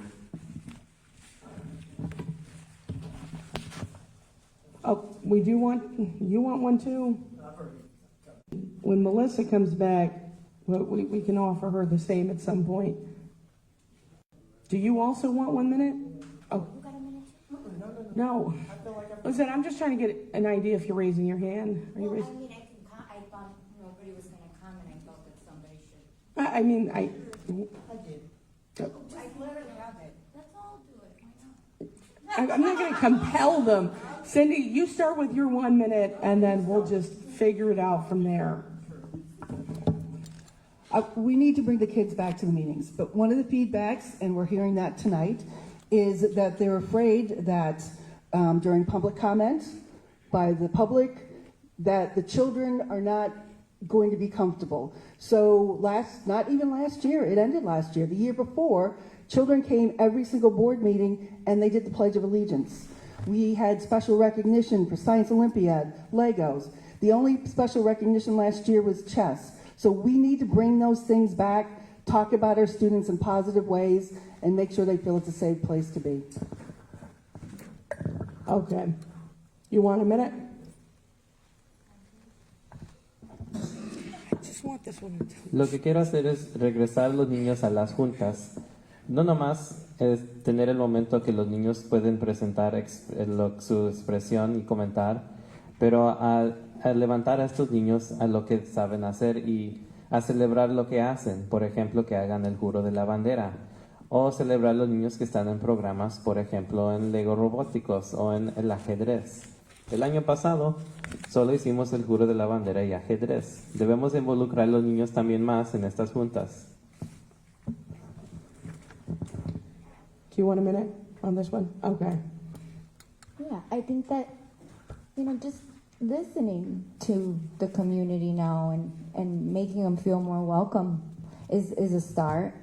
And they have questions that, some school board members can answer right now, with the data and stuff. That'll also be very helpful. a little bit more specified. And so for our children to watch us in this state of chaos, I think that that data is very important, so that way we can help in any way, and we can see that at least the administration is starting to help resolve the teacher situation that the children are coming in and vouching for, and the teachers themselves. So once we get more information, like how many, I got some numbers right here that the community was asking. I believe she may have left. You know, she wanted to know how many students were in each school, how many were, you know, a lot of questions that we couldn't answer, but I dug for it. Sorry. So, Lo que primero debemos de hacer es escuchar a la comunidad y responder con la información que tenemos al momento y compartir esos datos. Cuando tenemos más información podemos comentar más sobre la información que tenemos, pero primero hay que escuchar a la comunidad. okay, so, Melissa, we're giving people, if they want, 1 minute on how would you ensure school board meetings will be a positive experience instead of the status quo, which tied so much into the other question, it should have been part of it, but if you want an additional minute on that, you're welcome to have it. Okay.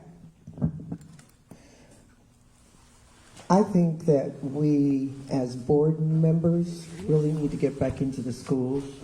Every time I talk to somebody at a school, I've been going just to like a trunk or treat event, and you talk to someone who works at the school, they talk about so many positive things that are going on in the schools that I never hear about at a board meeting.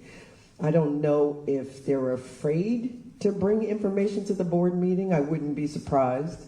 So many people feel uncomfortable, they don't even want to come to a board meeting.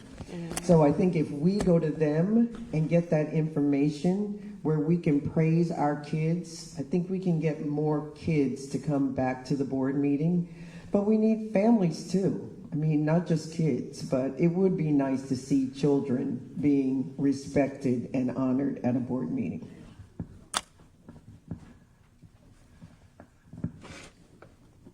I think you forgot to put this. Try it. No, it's the other one. That one, there we go. Nosotros como board debemos de regresar a las escuelas. Esta semana he ido a unos eventos de la comunidad de Trunk or Treat y he hablado con muchos que trabajan en las escuelas. Me han dicho muchas cosas positivas de lo que está pasando en las escuelas. El problema es que la comunidad no se está dando de cuenta de lo que está pasando en las escuelas positivamente. No quieren venir a las juntas del board porque piensan que no los van a escuchar. Si vienen a los board meetings, debemos de darle experiencia positiva a los padres y a los estudiantes y a honrarles para poder sentirse más cómodos a expresar cómo se sienten con nosotros. Students and parents see school board members, they might be more inclined to come to school board meetings. Like I said before as well, if we treat people like we want to be treated, that would definitely provide a better environment. And also I would love to start seeing more kids and more kid focused at the board meetings. That's what we're here for. Thank you. Como dijo la persona antes de mí, nosotros como board sí debemos de regresar a las escuelas para que los padres y los trabajadores de las escuelas sienten que estamos de su lado y su apoyo. Debemos de tratar a otros a como queremos que nos traten a nosotros, con respeto.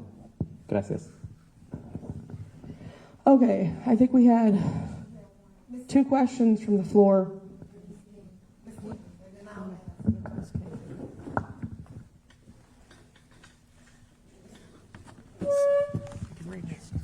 Thank you, and excuse my seat, please.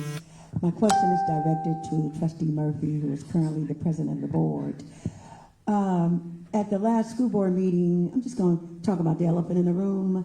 At the last school board meeting, there was a student that came before us to support one of our star teachers that resigned allegedly based on retaliation and other things.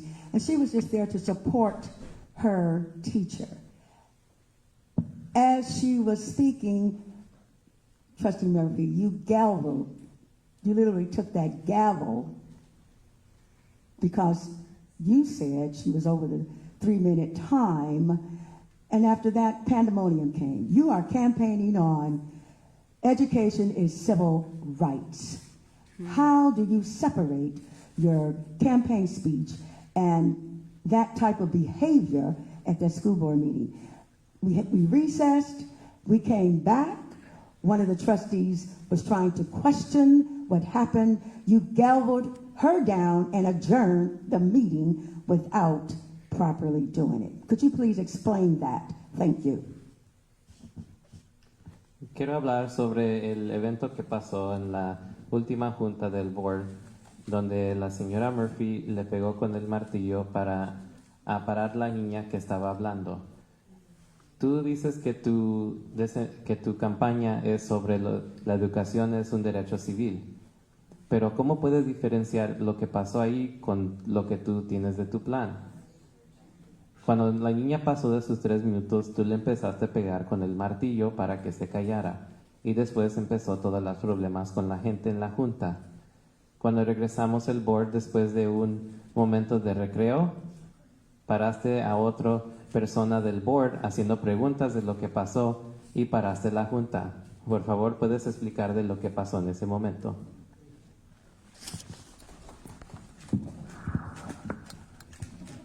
All right. Who wants, it seems that Cindy wants to answer this They too. quickly but gave who me the else? microphone. Okay. Well, who's going to want 2 minutes after Cindy? Nobody. Okay, it's just Cindy for 2 minutes. Okay, as I said at a previous one, so many fallacies and so little time. Is that okay? So the question is, what does a reasonable person, Dela Cruz, he watched that meeting and he did an article. So at the end of his story, he goes, when Murphy attempted to stop Cisneros, and keep in mind, the young lady wasn't the first one that I had told, I'm sorry, but your time is up. And then we had the audience, let them speak, and standing up and being not civil in the audience. So when Murphy attempted to stop Cisneros from continuing after her 3-minute speaking period concluded, audience members protested and demanded Murphy let the student finish her comment. Murphy then attempted to gavel the meeting back to order, provoking further commotion. At no time does this reasonable person say, I gavelled the student, because I didn't. I asked the student twice, because I believe she didn't hear me the first time, sorry that your time is up. Then the audience erupted. I told them that there will be decorum in this room, and I gavelled the adults. The adults misbehaved, not the student. She was very ladylike. She behaved herself, and I had no problems with her whatsoever. But the adults were a different matter. I take the onus, is that word okay? That I did not go and recess the meeting before then to tell people that they needed to behave.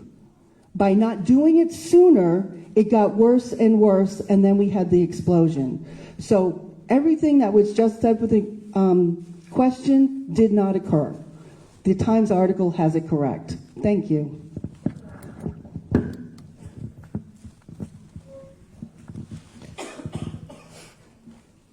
Como lo que dije antes, que hay muchas mentiras que está pasando y quiero corregirlos. ¿Qué piensa una persona típica cuando ve lo que pasó? Bueno, una persona del periódico de los Times escribió sobre lo que pasó. Les he dicho a otros cuando estaban hablando que se les acabó sus tiempos de 3 minutos. Lo mismo pasó con la niña que se llama Cisneros. Lo que pasó después fue que las personas empezaron a gritar y decir que déjala acabar. Fueron los padres que se portaron mal. Ellos fueron a los que yo les pegué el martillo. Como dijo el periódico y como lo dijo bien, no le pegué a ella, lo pegué a los padres que se empezaron a portar mal allí. Okay, so I know we have one more from the floor at least, and then we have, I think, about 6 more here. At some point, I'm going to start cutting these down probably to just minute responses. There are some, the ones that are prepared, that I want to give people an opportunity for 2 minutes because that's probably what they prepared for.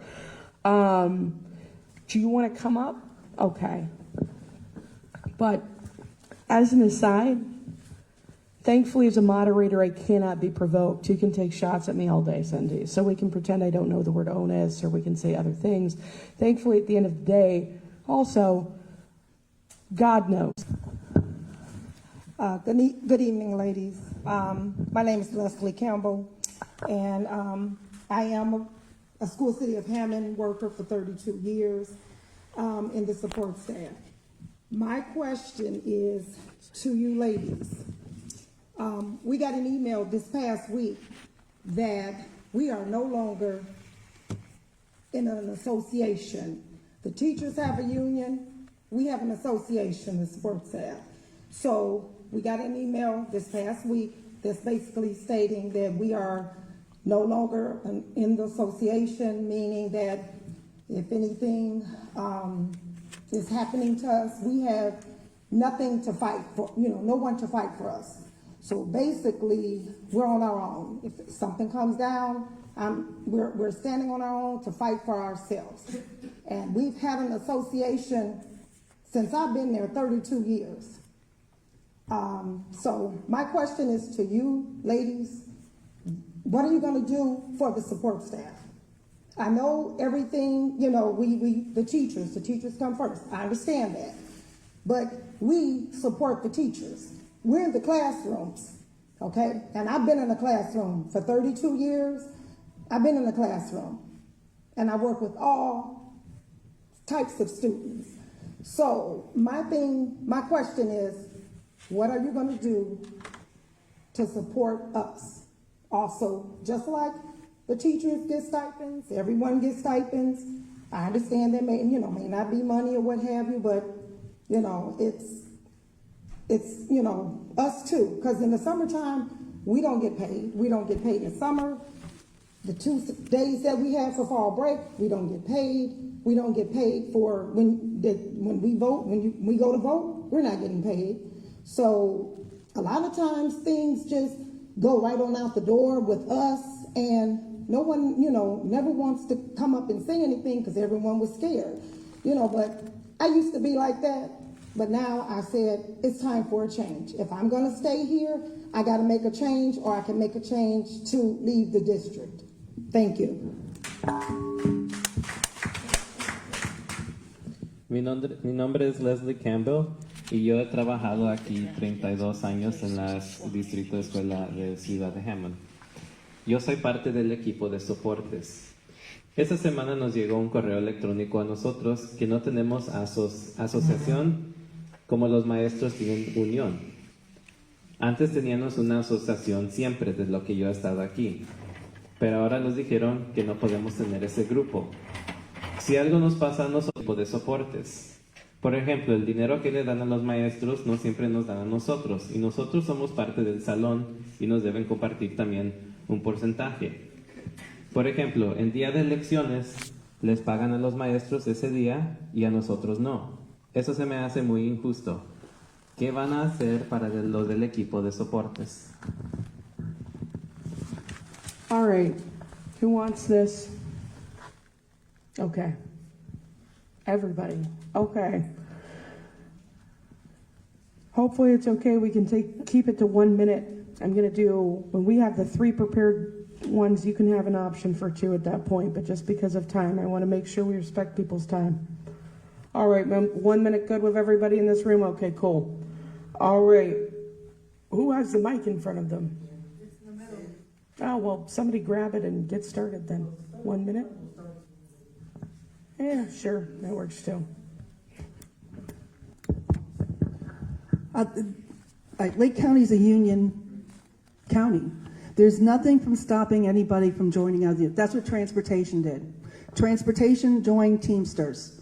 So I would be reaching out to SEIU, which does a lot of the other support groups. I'd be reaching out to HTF. I don't know if they have other subsidiaries. And again, with Teamsters. If you feel that you want representation, I'd be reaching out to those unions. So right now, there are 3 recognized unions in the school city of Hammond: SEIU, HTF, and Teamsters. Thank you. El condado de Lake es equipo de uniones. Cuando pasó esto con transportación, ellos fueron con los de Teamster y empezaron a ser parte de su unión. Si quieres representación, hay 3 grupos reconocidos en Hammond para esto. Por ejemplo, la SEIU, el grupo de HTF y el grupo de Teamsters. Busca un grupo y por favor ayúdate a ti mismo para representación.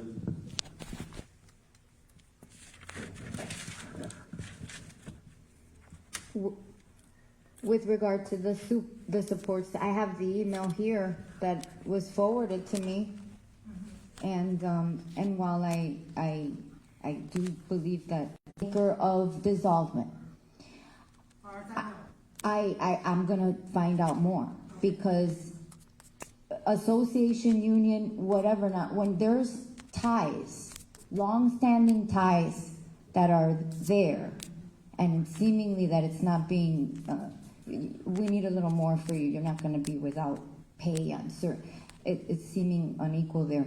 Yes, while there are other unions that can help, we need to understand why this was dissolved and how we can do better with that, because I am not for that whatsoever. It just got a mic, didn't you? I'm sorry. Tengo aquí el correo electrónico de que estaba refiriendo la señora. Yo pienso que el grupo SEIU puede ayudar con lo que está pasando, pero lo que es más importante es, quiero saber por qué quebraron y rompieron esta asociación de soportes. Aunque hay más uniones para ayudarles, debemos de saber por qué pasó esto y para ayudarles para que no pase otra vez. Se me hace muy injusto de lo que está pasando y voy a trabajar para investigar más sobre esto. Okay, my question was the same. Does anybody know why the association was even dissolved? I haven't heard of that before, so this seems a little odd that all the support staff now all of a sudden has no one to support them. I hope that one of the other unions will take all of the support. The HTF is willing to take you on. That is wonderful. Wow. Because then you will be in the same boat with them when they get their, maybe they'll take care of you when they get their raises. Because Lou has already talked about why you all didn't get raises when everybody else did. He was fighting for everyone. Thank you. Mi pregunta es lo mismo. ¿Por qué quebraron y rompieron esta asociación de soportes? ¿Por qué pasó? Se me hace muy raro porque este grupo antes estaba y ahora ya no. Pero ahora se ve que estás parte del grupo del HTF, que el encargado de ese grupo sí ha peleado para ustedes de los de soportes para que les den recompensas, casi como los maestros, aunque no lo mismo, pero un porcentaje también.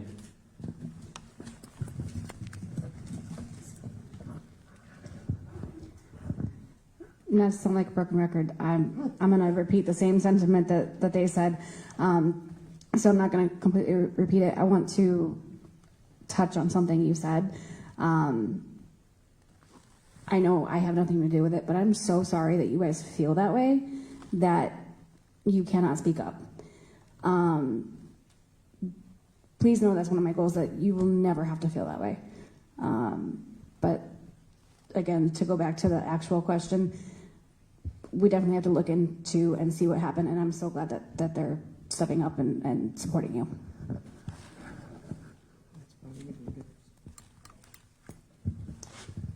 Lo mismo que han dicho ellos es lo que yo pienso, porque ha pasado esto.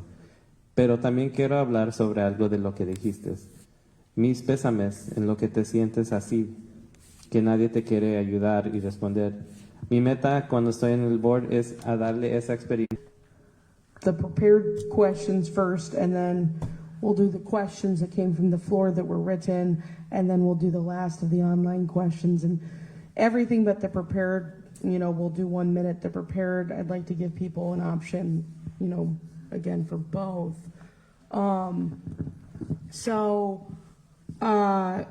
Why are some of the for-profit charter and private schools able to perform and sometimes even turn a profit with the same amount of funding through vouchers and still get good test scores? What are some practices that differ between public and private/charter schools that might explain the differences in financial outcomes? Who wants this first go? 2 minutes. Okay, I see Evangeline. I will repeat the question again. Question is, why are some of the for-profit charter and private schools able to function and even sometimes turn a profit with the same amount of funding through vouchers and still get good test scores? What are some practices that differ between public and private/charter schools that might explain the differences in financial outcomes? So we have, I think Evangeline raised her hand for 2 minutes. Anybody else think they want this right now? Okay. And then Lizette. So Evangeline and Lizette. Yes? Okay. ¿Por qué unas de las escuelas charters y escuelas privadas pueden funcionar y en veces adquirir más fondos de lo que les da el Estado con vales?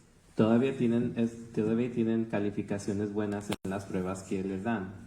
¿Qué son la diferencia de las prácticas de entre escuelas públicas y privadas y charters? ¿Qué puede explicar la diferencia de las financieras que están acabando ellos? Okay, first of all, I don't know a lot about the private schools, but I know a little bit about the charter schools. Charter schools can buy a closed public school for $1. And who pays for the maintenance for that charter school? We do. The taxpayers pay for it, just like they pay for public schools. So how can a charter school not be profitable? Charter schools also, they say it's open to anybody with a voucher, but it really is not. Charter schools can decide which students come to their charter schools. They are going to pick the cream of the crop, which is why their scores may be higher than the public schools. This leaves the children who need the most attention in the public schools. We need to be able to treat our public school children just as well as charter schools treat their children, so that we can keep children in the public schools and bring children from charters and private schools back to our public schools. At one time, they were the schools that people from other cities wanted to come to. I don't know we kind of know what has happened in the last 5 years. And now, instead of students coming into the schools in large numbers, they're running away from our public schools. So there's a lot of work that needs to be done in public schools to bring them up to the same level as charter schools. But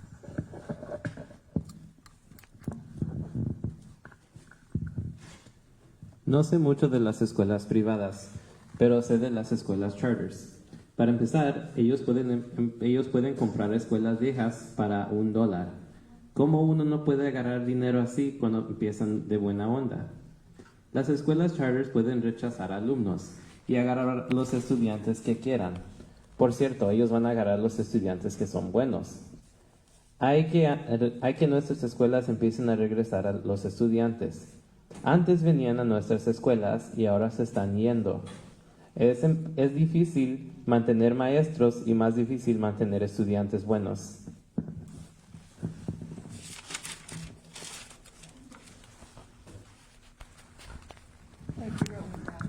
Bathroom break. Well, with regard to the public charter and the private, so charter schools are public schools that act like private schools. And just like Evangeline said, they do charge they also charge. So their funding and the way they do things are different. There is wait lists. They don't accept everyone.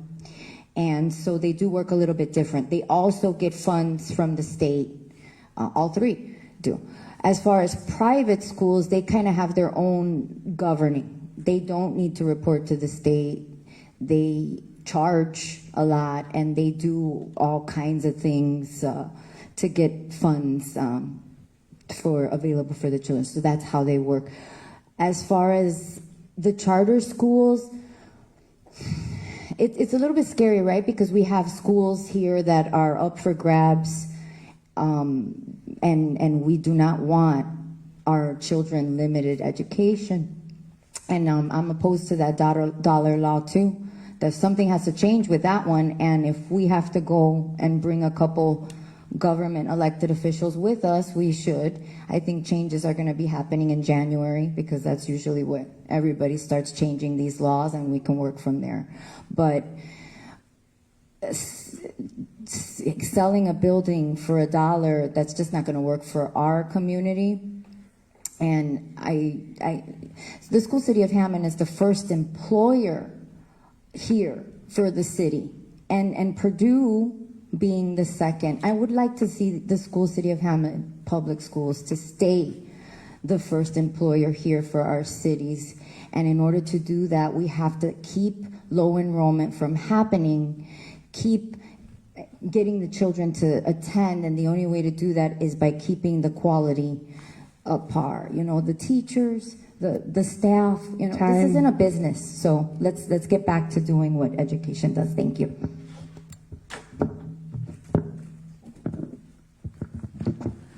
Escuelas públicas, charters, private. Voy a empezar con las escuelas charters. Es como tener una escuela privada, pero también tienen dinero del gobierno público. Como dijo la persona antes de mí, ellos pueden rechazar estudiantes, les pueden cobrar más a los padres y tienen lista de esperas para los estudiantes. En las escuelas privadas, ellos no necesitan reportar todo al Estado. Ellos adquieren fondos de una diferente manera. Las escuelas de charters ven que aquí hay escuelas para venderse y no me gusta que pueden comprarlos por $1. No estoy de acuerdo de esa ley. Hay que trabajar con el Congreso para cambiar esa ley. La escuela Ciudad de Hammond es uno de los empleadores más grandes de la ciudad y hay que tenerlo así de manera para tener los estudiantes enfocados primero y no como un negocio. Okay. So, Actually, you recognized me before Lizette came in. did I? Yes, you did. Oh, amazing. Okay, I guess it's the first time around? Yeah. Oh, okay, that was confusing. Okay, I guess you get 2 minutes. Thank you. All right, this question had to be from a charter school advocate. There's no other way around it. I can't address the voucher schools because it's not sufficient time. I do. Check out Indiana Coalition for Public Education. They knock down all the fallacies about charter schools and voucher schools and how great they are. In Indiana, there are not any for-profit charter schools. So you can't make a profit. Public schools can't, charter schools are public school. Who does make a profit is if they have an operator. So the operator sees over the top, they can make the money, not the school. If they don't have an operator, there's no money there. Very few charter schools serve their children well. One of the few charter schools is Hast, right here in Hammond. As to maintenance, no. If someone took over one of School City of Hammond's schools, as soon as they took it over, we would not be doing any more maintenance to that building. It would be under the auspices of the charter school operator. So I looked up Thea Bowman. This is a school over to the east of us. Started with a big splash, basketball champions, and the new Indiana Graduates Prepared to Exceed, the dashboard the state wants you to check out. Let's go from data here. Attendance, 49.6%. SAT completion, 1.8%. This is the new student schools, and only a few of the voucher schools are doing well for our students here in Indiana. So what's happening, it talked about at the last forum, everybody's losing enrollment. Charter schools are closing. Those students are coming back to us, but what they're doing is, actually go back to one of the things Evangeline says, they are taking everybody, but then they're making sure.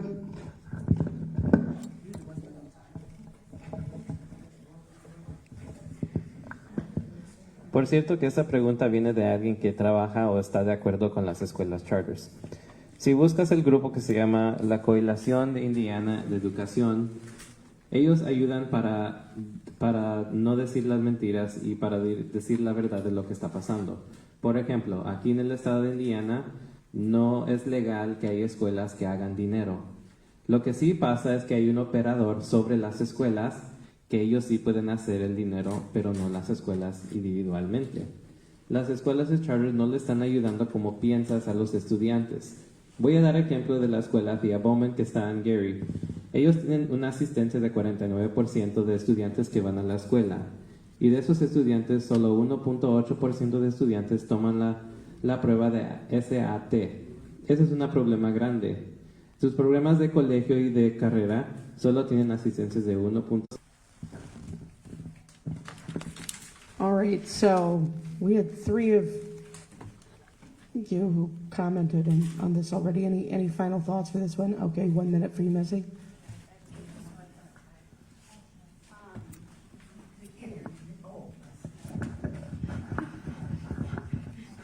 Yeah, I just needed the 1 minute. I have a couple reasons I believe to be the answers to both of these questions, but I would like to dig into this more as I don't like to speculate. It really does take a village to raise a child, like I said before. So I plan to go directly to the source and ask questions to people currently involved with private and charter schools. If the person who asked this question or anyone else would like me to follow up with them after I get that information, just let me know. Thank you. Tengo unas respuestas y explicaciones, pero quiero investigar más antes de hablar sobre lo que sé. Quiero hablar sobre los que están encargados de las escuelas privadas y encargados de las escuelas charters. Y ya después de que tengo esas respuestas, por favor venga y hable conmigo y te puedo decir lo que yo encontré. Gracias. All right, so we're on our last 2 pre-submitted questions, and we'll move to the floor questions that were written down. This one's a little bit of a weird one. And it was intended for a candidate. I was told by the person who asked the question afterwards, because the candidate that they wished to address it to wasn't here, that I could kind of, do what I wanted with this question. But I think that there's something important about it. So I will read the question as written, and then I will, kind of provide a suggestion about how I think that we should proceed with it. So the question as written was, given your recent comments on Facebook suggesting that the teachers union is racist, how do you plan to work with that same union should you earn a spot on the board and repair that already fractured relationship? That was the question that was asked. Now, given that, I couldn't, if nobody here remembers doing something like that, then it'd be odd to ask it in quite that way. But I think that we all may have seen at least one instance or 2 instances of things online, maybe by other candidates, maybe by other people involved in some kind of way, that is racist. Or conversely, if you make a statement about an organization that is also found to be unwelcome in some way, how do you move forward and repair that relationship? And if you're not in the position of having done that, how do you hold each other accountable on a school board in a way that still allows you to move forward in a good way? Dado los recientes comentarios en Facebook que están sugiriendo que la unión de maestros es racista, ¿cómo planeas trabajar con esta misma unión si te dan el lugar en el board? ¿Cómo vas a poder reparar esta relación que está rompida?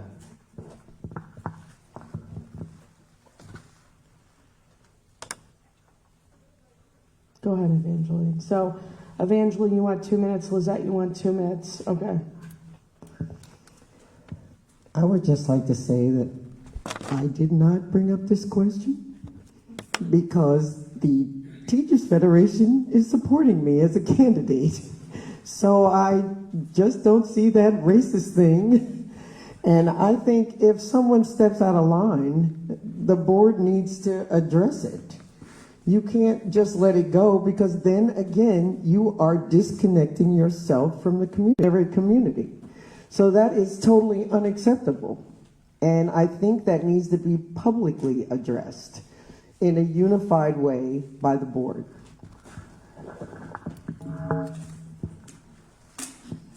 Para empezar, yo no fui el que dijo estos comentarios, porque para empezar, la unión es el que me está soportando en esta elección. Si alguien en el board sale fuera de la línea, hay que arreglar eso. En una comunidad mezclada, es importante tener esta unión del board trabajando para todos. Go ahead. Well, with regard to the situation that was, I believe, aired on Facebook with comments, it's sad. We can't control what other people think, and to be quite honest with you, I think we all met with the teachers union, and we all were not endorsed, and not everybody feels like they need to express themselves in such a manner just because they feel that they didn't have a certain opportunity. There's a way to conduct yourself. I myself was not endorsed by the teachers union, but I met with them, and I understand exactly why. Because of certain things that, I'm a failed administration, questions with money. We have to get rid of the administration. But when it comes to racism, we don't have time for that. We don't have time for comments or little things like, oh, maybe this person got because of such, and then to insult a union that you're going to be working with. That is not acceptable. This was not uncalled for. It did bring a rise on Facebook that was very unprofessional, and we should never be worried about or jealous with endorsements. If anything, we should be supportive and congratulate, because there's obviously something that, the teachers union feels that Evangeline can bring. So with all due respect, we should respect others, and we spoke a lot on that. Thank you. Con la situación que pasó en Facebook, se me hace triste. No podemos controlar lo que piensan otros. No todos tenemos el apoyo de una unión atrás de nosotros. Por ejemplo, yo no tengo ese soporte de ellos, pero lo que sí puedo decir es que yo hablé con ellos y hablamos sobre los temas que les están afectando a ellos. La administración que no les está ayudando. Debemos de cambiar eso para empezar. No tenemos tiempo para estar hablando de estas cosas bajo de nosotros. Es faltarle el respeto a la unión que vamos a estar trabajando. Hay que tenerlo en cuenta y trabajar juntos para hacerlo mejor para todos. You want a final thought? Okay. Because Lizette brought it up, not everyone was invited to the union. I was not, so I don't know what happened at that meeting. I wish we knew what the comment was in the context. I do know that in this city, a lot of people have been marginalized. They're affected by trauma, and sometimes you need to talk to them. Where did this come from? What is going on? And when you find out, it was like, hey, maybe you shouldn't have said that if you've taken it out of context and things like that. So we need to be cognizant of where people came from, what they went through, before we say, oh my God, he said this or she said this. What happened? Thank you.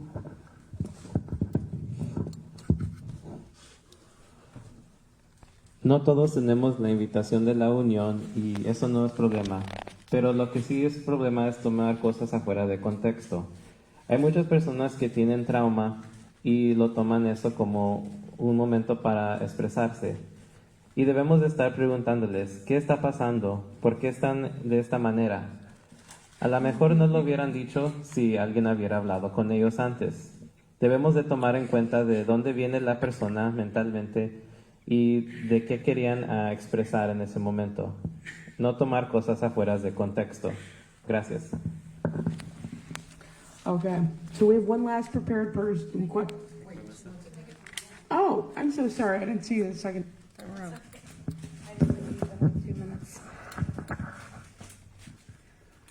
just completely lost my thought. I'm sorry. On the question, can you repeat that? I'm sorry. I completely No, I'm trying to read that and remember. So basically, more or less kind of like how I distilled it down was like if somebody does something on Facebook that like impacts people as being oppressive, racist, whatever, or is, you know, making derogatory comments toward an org member in that position, basically how would you address it? As far as being in that position, I know I've mentioned it before. I believe you should listen twice as much as you talk, and choose your words carefully. I always try to do that. I might be the English teacher in me, but that's just how I am. So I would hope that I don't. But I know that there's been times where I've accidentally offended somebody, and I've had to apologize and take my responsibility in that. And I would ask the same of anybody that I work with, that if they're saying something untrue or they're saying something offensive, that they take responsibility for it. I believe if you care about somebody, you speak the truth and you require them to do the same. We have a diverse population, so to address the racist question, I would never want to say anything, and that goes into making sure that I carefully choose my words and I listen more than I talk. I've never want to say anything that offends anybody. I think that answers everything.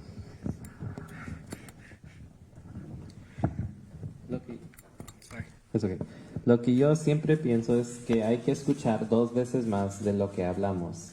Hay que escoger las palabras que decimos conscientemente. Por ejemplo, si yo digo algo mal, es mi responsabilidad de pedirles perdón y tomar responsabilidad de lo que pasó. Si quieres a alguien, yo pienso que es importante decirle la verdad. Estando en una comunidad mezclada, es importante de ayudarnos unos a los otros, de decir la verdad, pero de una manera que nos podemos entender mejor. All right, so last prepared question. This is the last time we're going to do like a 2-minute and allow everybody to hop on. After that, we're going to have a 1-minute limit and maybe 3 people be allowed to hop on. Single round only for the rest. But for this question, how many assistant principals does each school principal currently have to help the principal to do his or her job? How is this system of administration working well, and how could it work better?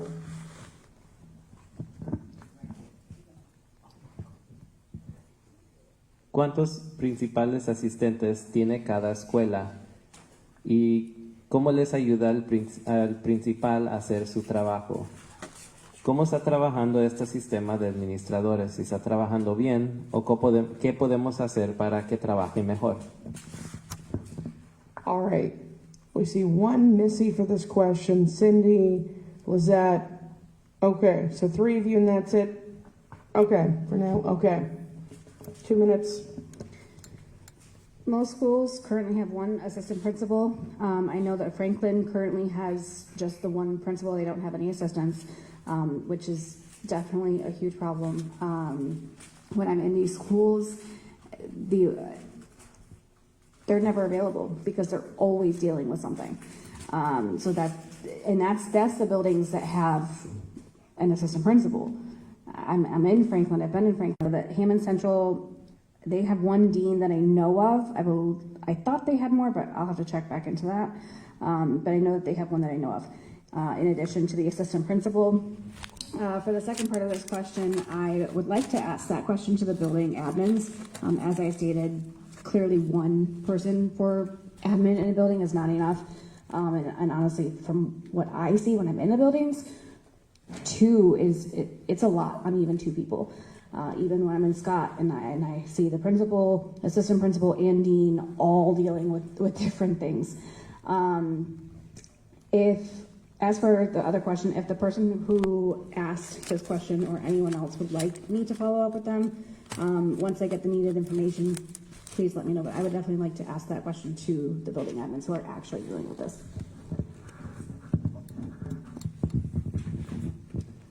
Muchas escuelas sí tienen un asistente principal, pero lo que yo sé que hay unas escuelas que no tienen ni eso. La escuela Franklin solo tienen un principal. y es muy difícil tener solo un administrador en la escuela. Siempre están ocupados, ni se pueden ver porque están muy ocupados. Scott, por ejemplo, tiene un principal, un asistente principal y un director que es solo para ayudar con los estudiantes en sus comportamientos. Un administrador no es suficiente para la escuela. 2 todavía es mucho trabajo para los 2. Pero quiero saber y a preguntarle a estos principales por qué está pasando esto. Cuando tengo más información, les puedo hablar sobre eso. Por favor, comunícase conmigo. All right. 2 minutes. With regard to the assistant principals for the principals in the building, I did find out that in Franklin, there is no assistant principal. I do know that at the high school levels, they do have a principal, an assistant principal, and I believe it's 3 deans at Hammond Central. And I'm not quite sure with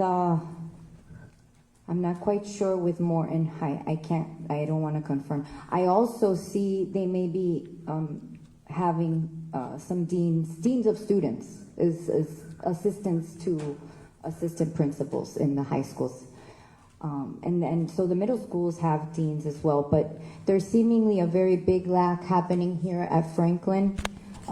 They're not getting many supports. And although it's small, there is some space to offer things, and they do require the same help. So I don't see how that could fall on one principal when there's other options in other schools. So that's what I know about those. Thank you.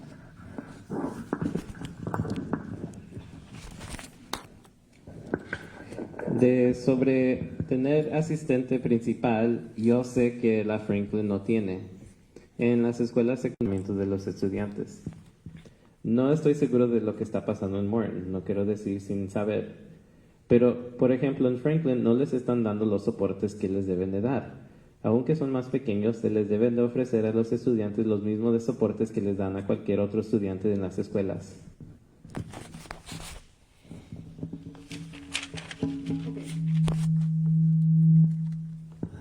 The better question is why? Why was the reduction in staff from last year to this year? Real simple. It's part of the corrective action plan. Where do you want to put your dollars? Do you want to put them in the classroom, or do you want to put them in with administration? So if we look at the prior year, when you had ESSER dollars, when you had the referendum, Hammond Central and Morton High School, 1 dean per grade, an assistant principal, and a principal. But we don't have those dollars anymore, so they had to be cut. And they're told that you need to do more with less people. That is what happened. And they're lucky they're still assistant principals. Under Dr. Watkins, as a cost-cutting measure, we changed all the assistants to deans. It saved us $10,000 per person by making them deans. These people are still assistant principals. So that is the reason. And the other thing we did under the old administration, unless you had a minimum of 700 students, you didn't get a dean or an assistant. So this is going back to the budget we had many years ago and trying to keep the dollars in the classroom where they belong. Because deans and principals and assistants, they don't teach the kids. The teachers do. The parapros help. The LDP. As for Franklin, they got an assistant because of ESSER dollars and because of the referendum. And they're going back to where it was before. Thank you.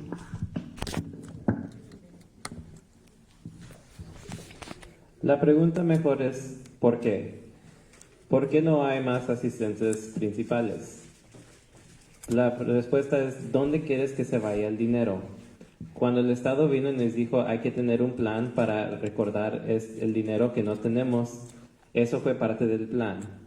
Cuando teníamos el dinero de ESAR, había un director de dean de estudiantes que trabaja con los comportamientos en cada grado del high school, de cada escuela.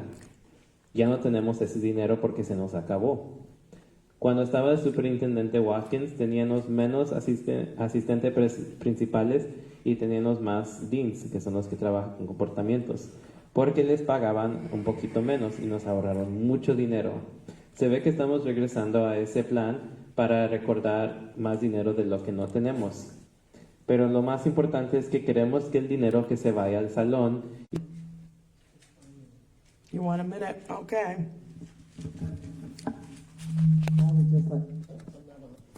There we go.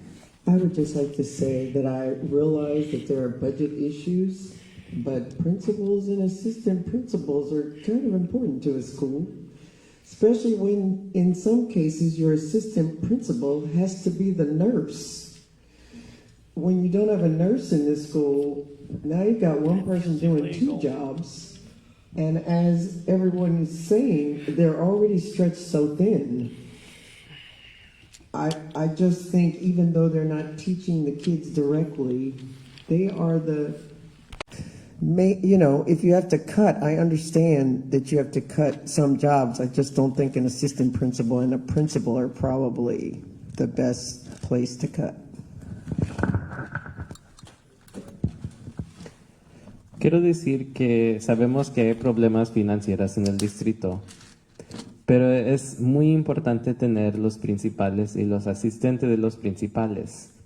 Hay muchos principales que se están tomando otros partidos en la escuela que ni deben de estar tomando. Por ejemplo, hay unos que están jugando como enfermero, ayudando con los enfermeros cuando no están las enfermeras. Y aunque no están enseñando directamente a los estudiantes, son importantes del sistema que ayuda a la escuela a correr como debe de correr y son muy importantes a ese sistema. All right, so I guess now we're going to more lightning round questions. We'll think of it that way.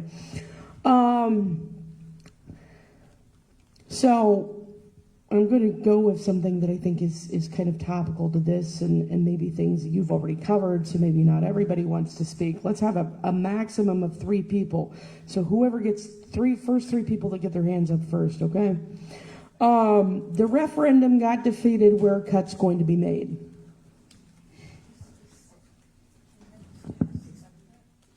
Sorry? Say that again. Yeah, say that again.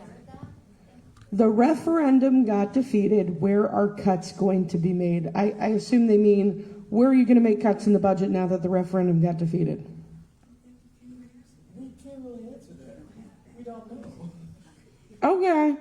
If nobody wants it, then we'll just pass on it. I mean, she walked out, so I guess she just didn't. How about Franklin? We were just talking about Franklin. That's topical, too. Will they be able to keep Franklin open? And what is related to that? So that's the main question for the 1 minute. But I think this person, if you can integrate it, might want to be knowing more about what is the total population of students at Franklin. If Franklin is closed, why should people be moving to Robertsdale? And how many students do you need to keep in order for Franklin to stay open? Anybody want this one? We have one person wanting that one. Okay, you have a minute. Up. Translation time. Just like the, basically, just the Franklin shit. ¿Cómo van a poder tener a la escuela Franklin abierto? Sobre a Robertsdale, la parte de Hammond donde está la escuela, ¿cómo van a poder tener una escuela? Okay, well, you know I'm not on the board and I can't answer it absolutely, but I can tell you that in Franklin, I got word that there's 235 students. It's one of the smaller elementaries. So I assume that's why they think that a assistant principal may not be necessary. I find this to be very concerning because I am Robertsdale First District and this school services my community, and we've already lost a huge high school. So I'm watching the school very avidly. I would like to see the support stay in the school. How are we going to keep it open? Well, it's very obvious. We provide the supports and the things that the children need, so that way it keeps the parents interested in keeping them in the school. And if we have space, and if you guys are allowing to transport Whiting students to go to Hess, then we can find a way to keep Franklin populated and useful. I oppose, and I do not agree with Franklin closing. We need that school. Look at it from aerial view. We're not going to be stripped of schools here in Robertsdale. Time. Thank you. Cindy, since you weren't in the room, did you want to crack at this one? I will repeat it for you. More or less, will they be able to keep Franklin open? And related to that, cost of keeping Franklin open, what's the total population of students, how many students do you need to keep it open, and why should people move to Robertsdale if it is closed? 1 minute, yes, no? Okay, now I'm on. I have publicly spoken. We cannot have a school desert up here. I closed a school in my neighborhood, so we don't have a school desert up here. So recommendations come from the superintendent and the administration. That's what the board that's in place in January are the ones who will make that decision, not anybody that's here right now. The population, Lizette just said it's 235. I would rather go, and part of the marketing, we talked about sending postcards all to the East Chicago, more school closings. I'm going to translate for Lisette, and then I'll translate for Ms. Murphy. We all fucked up on that one, sorry. Voy a primero a traducir para Lisette y ya después puedo traducir para señora Murphy. Hay 235 estudiantes en la escuela de Franklin. Es una de las más pequeñas en el distrito. Ya perdimos la escuela Clark en mi comunidad y eso fue muy malo. ¿Cómo lo vamos a mantener a esta escuela, a los estudiantes? Conteniendo programas efectivos y soportes que les ayuda a los estudiantes. Si podemos mover estudiantes a otra escuela de este distrito, también podemos mantener esta escuela abierta. No estoy de acuerdo de que cierren esta escuela. Estoy atrás de la idea que es importante tener la escuela Franklin aquí para la comunidad. Ahora traducir lo de Ms. Murphy. Yo he hablado directamente en las juntas que no quiero tener un desierto de las escuelas aquí arriba en Robertsdale.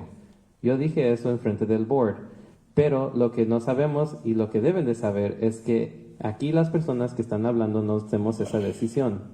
Los que están en el board en enero, después de los muchos programas aquí en la escuela de Franklin.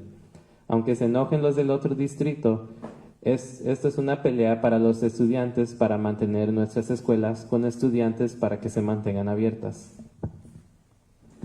All right, so we have 4 questions left for these last 4.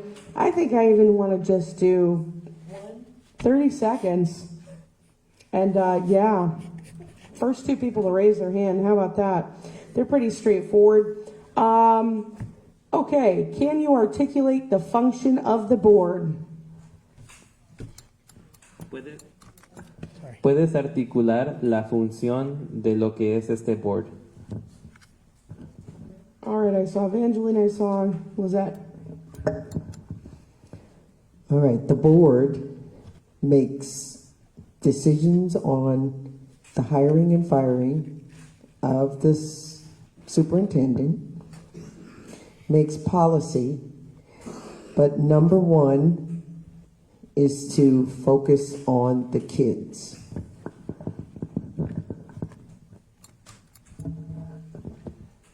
El board hace decisiones de emplear y despedir los superintendentes, hacer pólizas para la escuela, pero sobre todo a poner los estudiantes enfrente y adelante para tener éxito.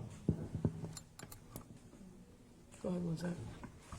The school board is the governing body of the school administration. First and foremost, the school board's job is to make sure that we establish the goals for the children so that they academically achieve. That is the main goal of every school board across our nation on a normal day. But also, the school board is very much in charge of policy.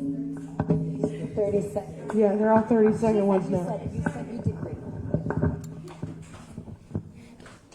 El board es el cuerpo administrativa. Su trabajo es para hacer las metas educativas para los estudiantes y encargados de hacer pólizas para las escuelas. All right, next lightning round question. Why did approximately 150 students leave Hammond to go to Highland and Griffith? Who wants it?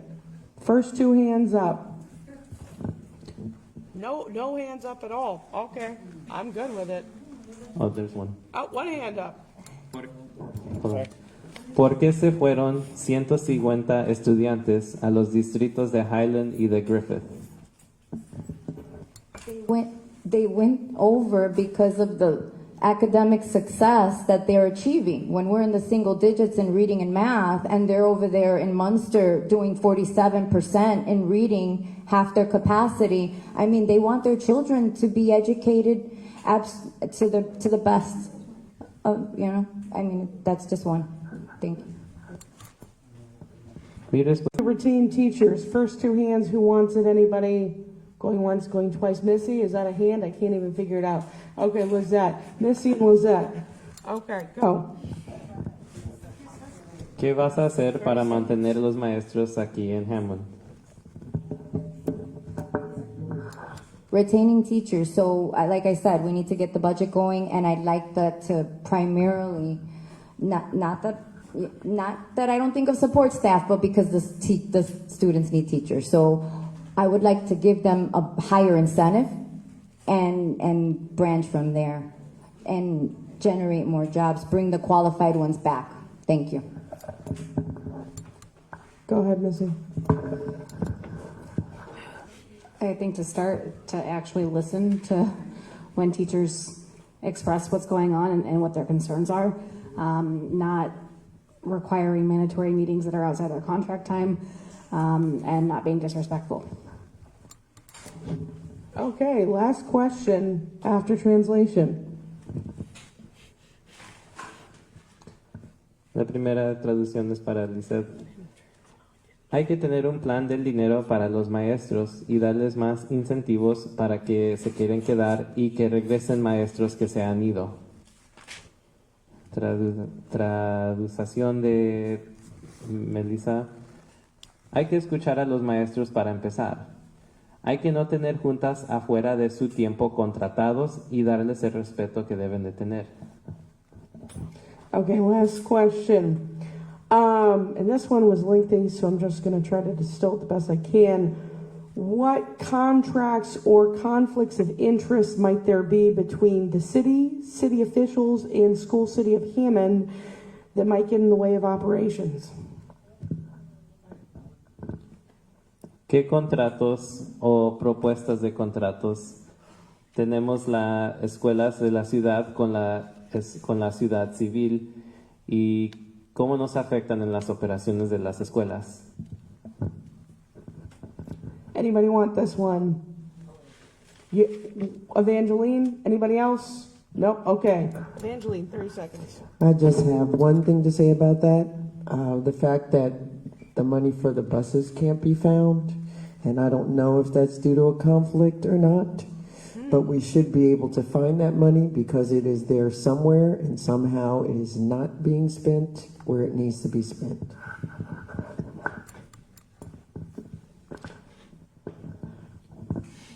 Lo único que quiero decir es que Final statements. No final statements. Okay. Okay. Cool. Have a good night, everybody. See some people on Tuesday. Yay.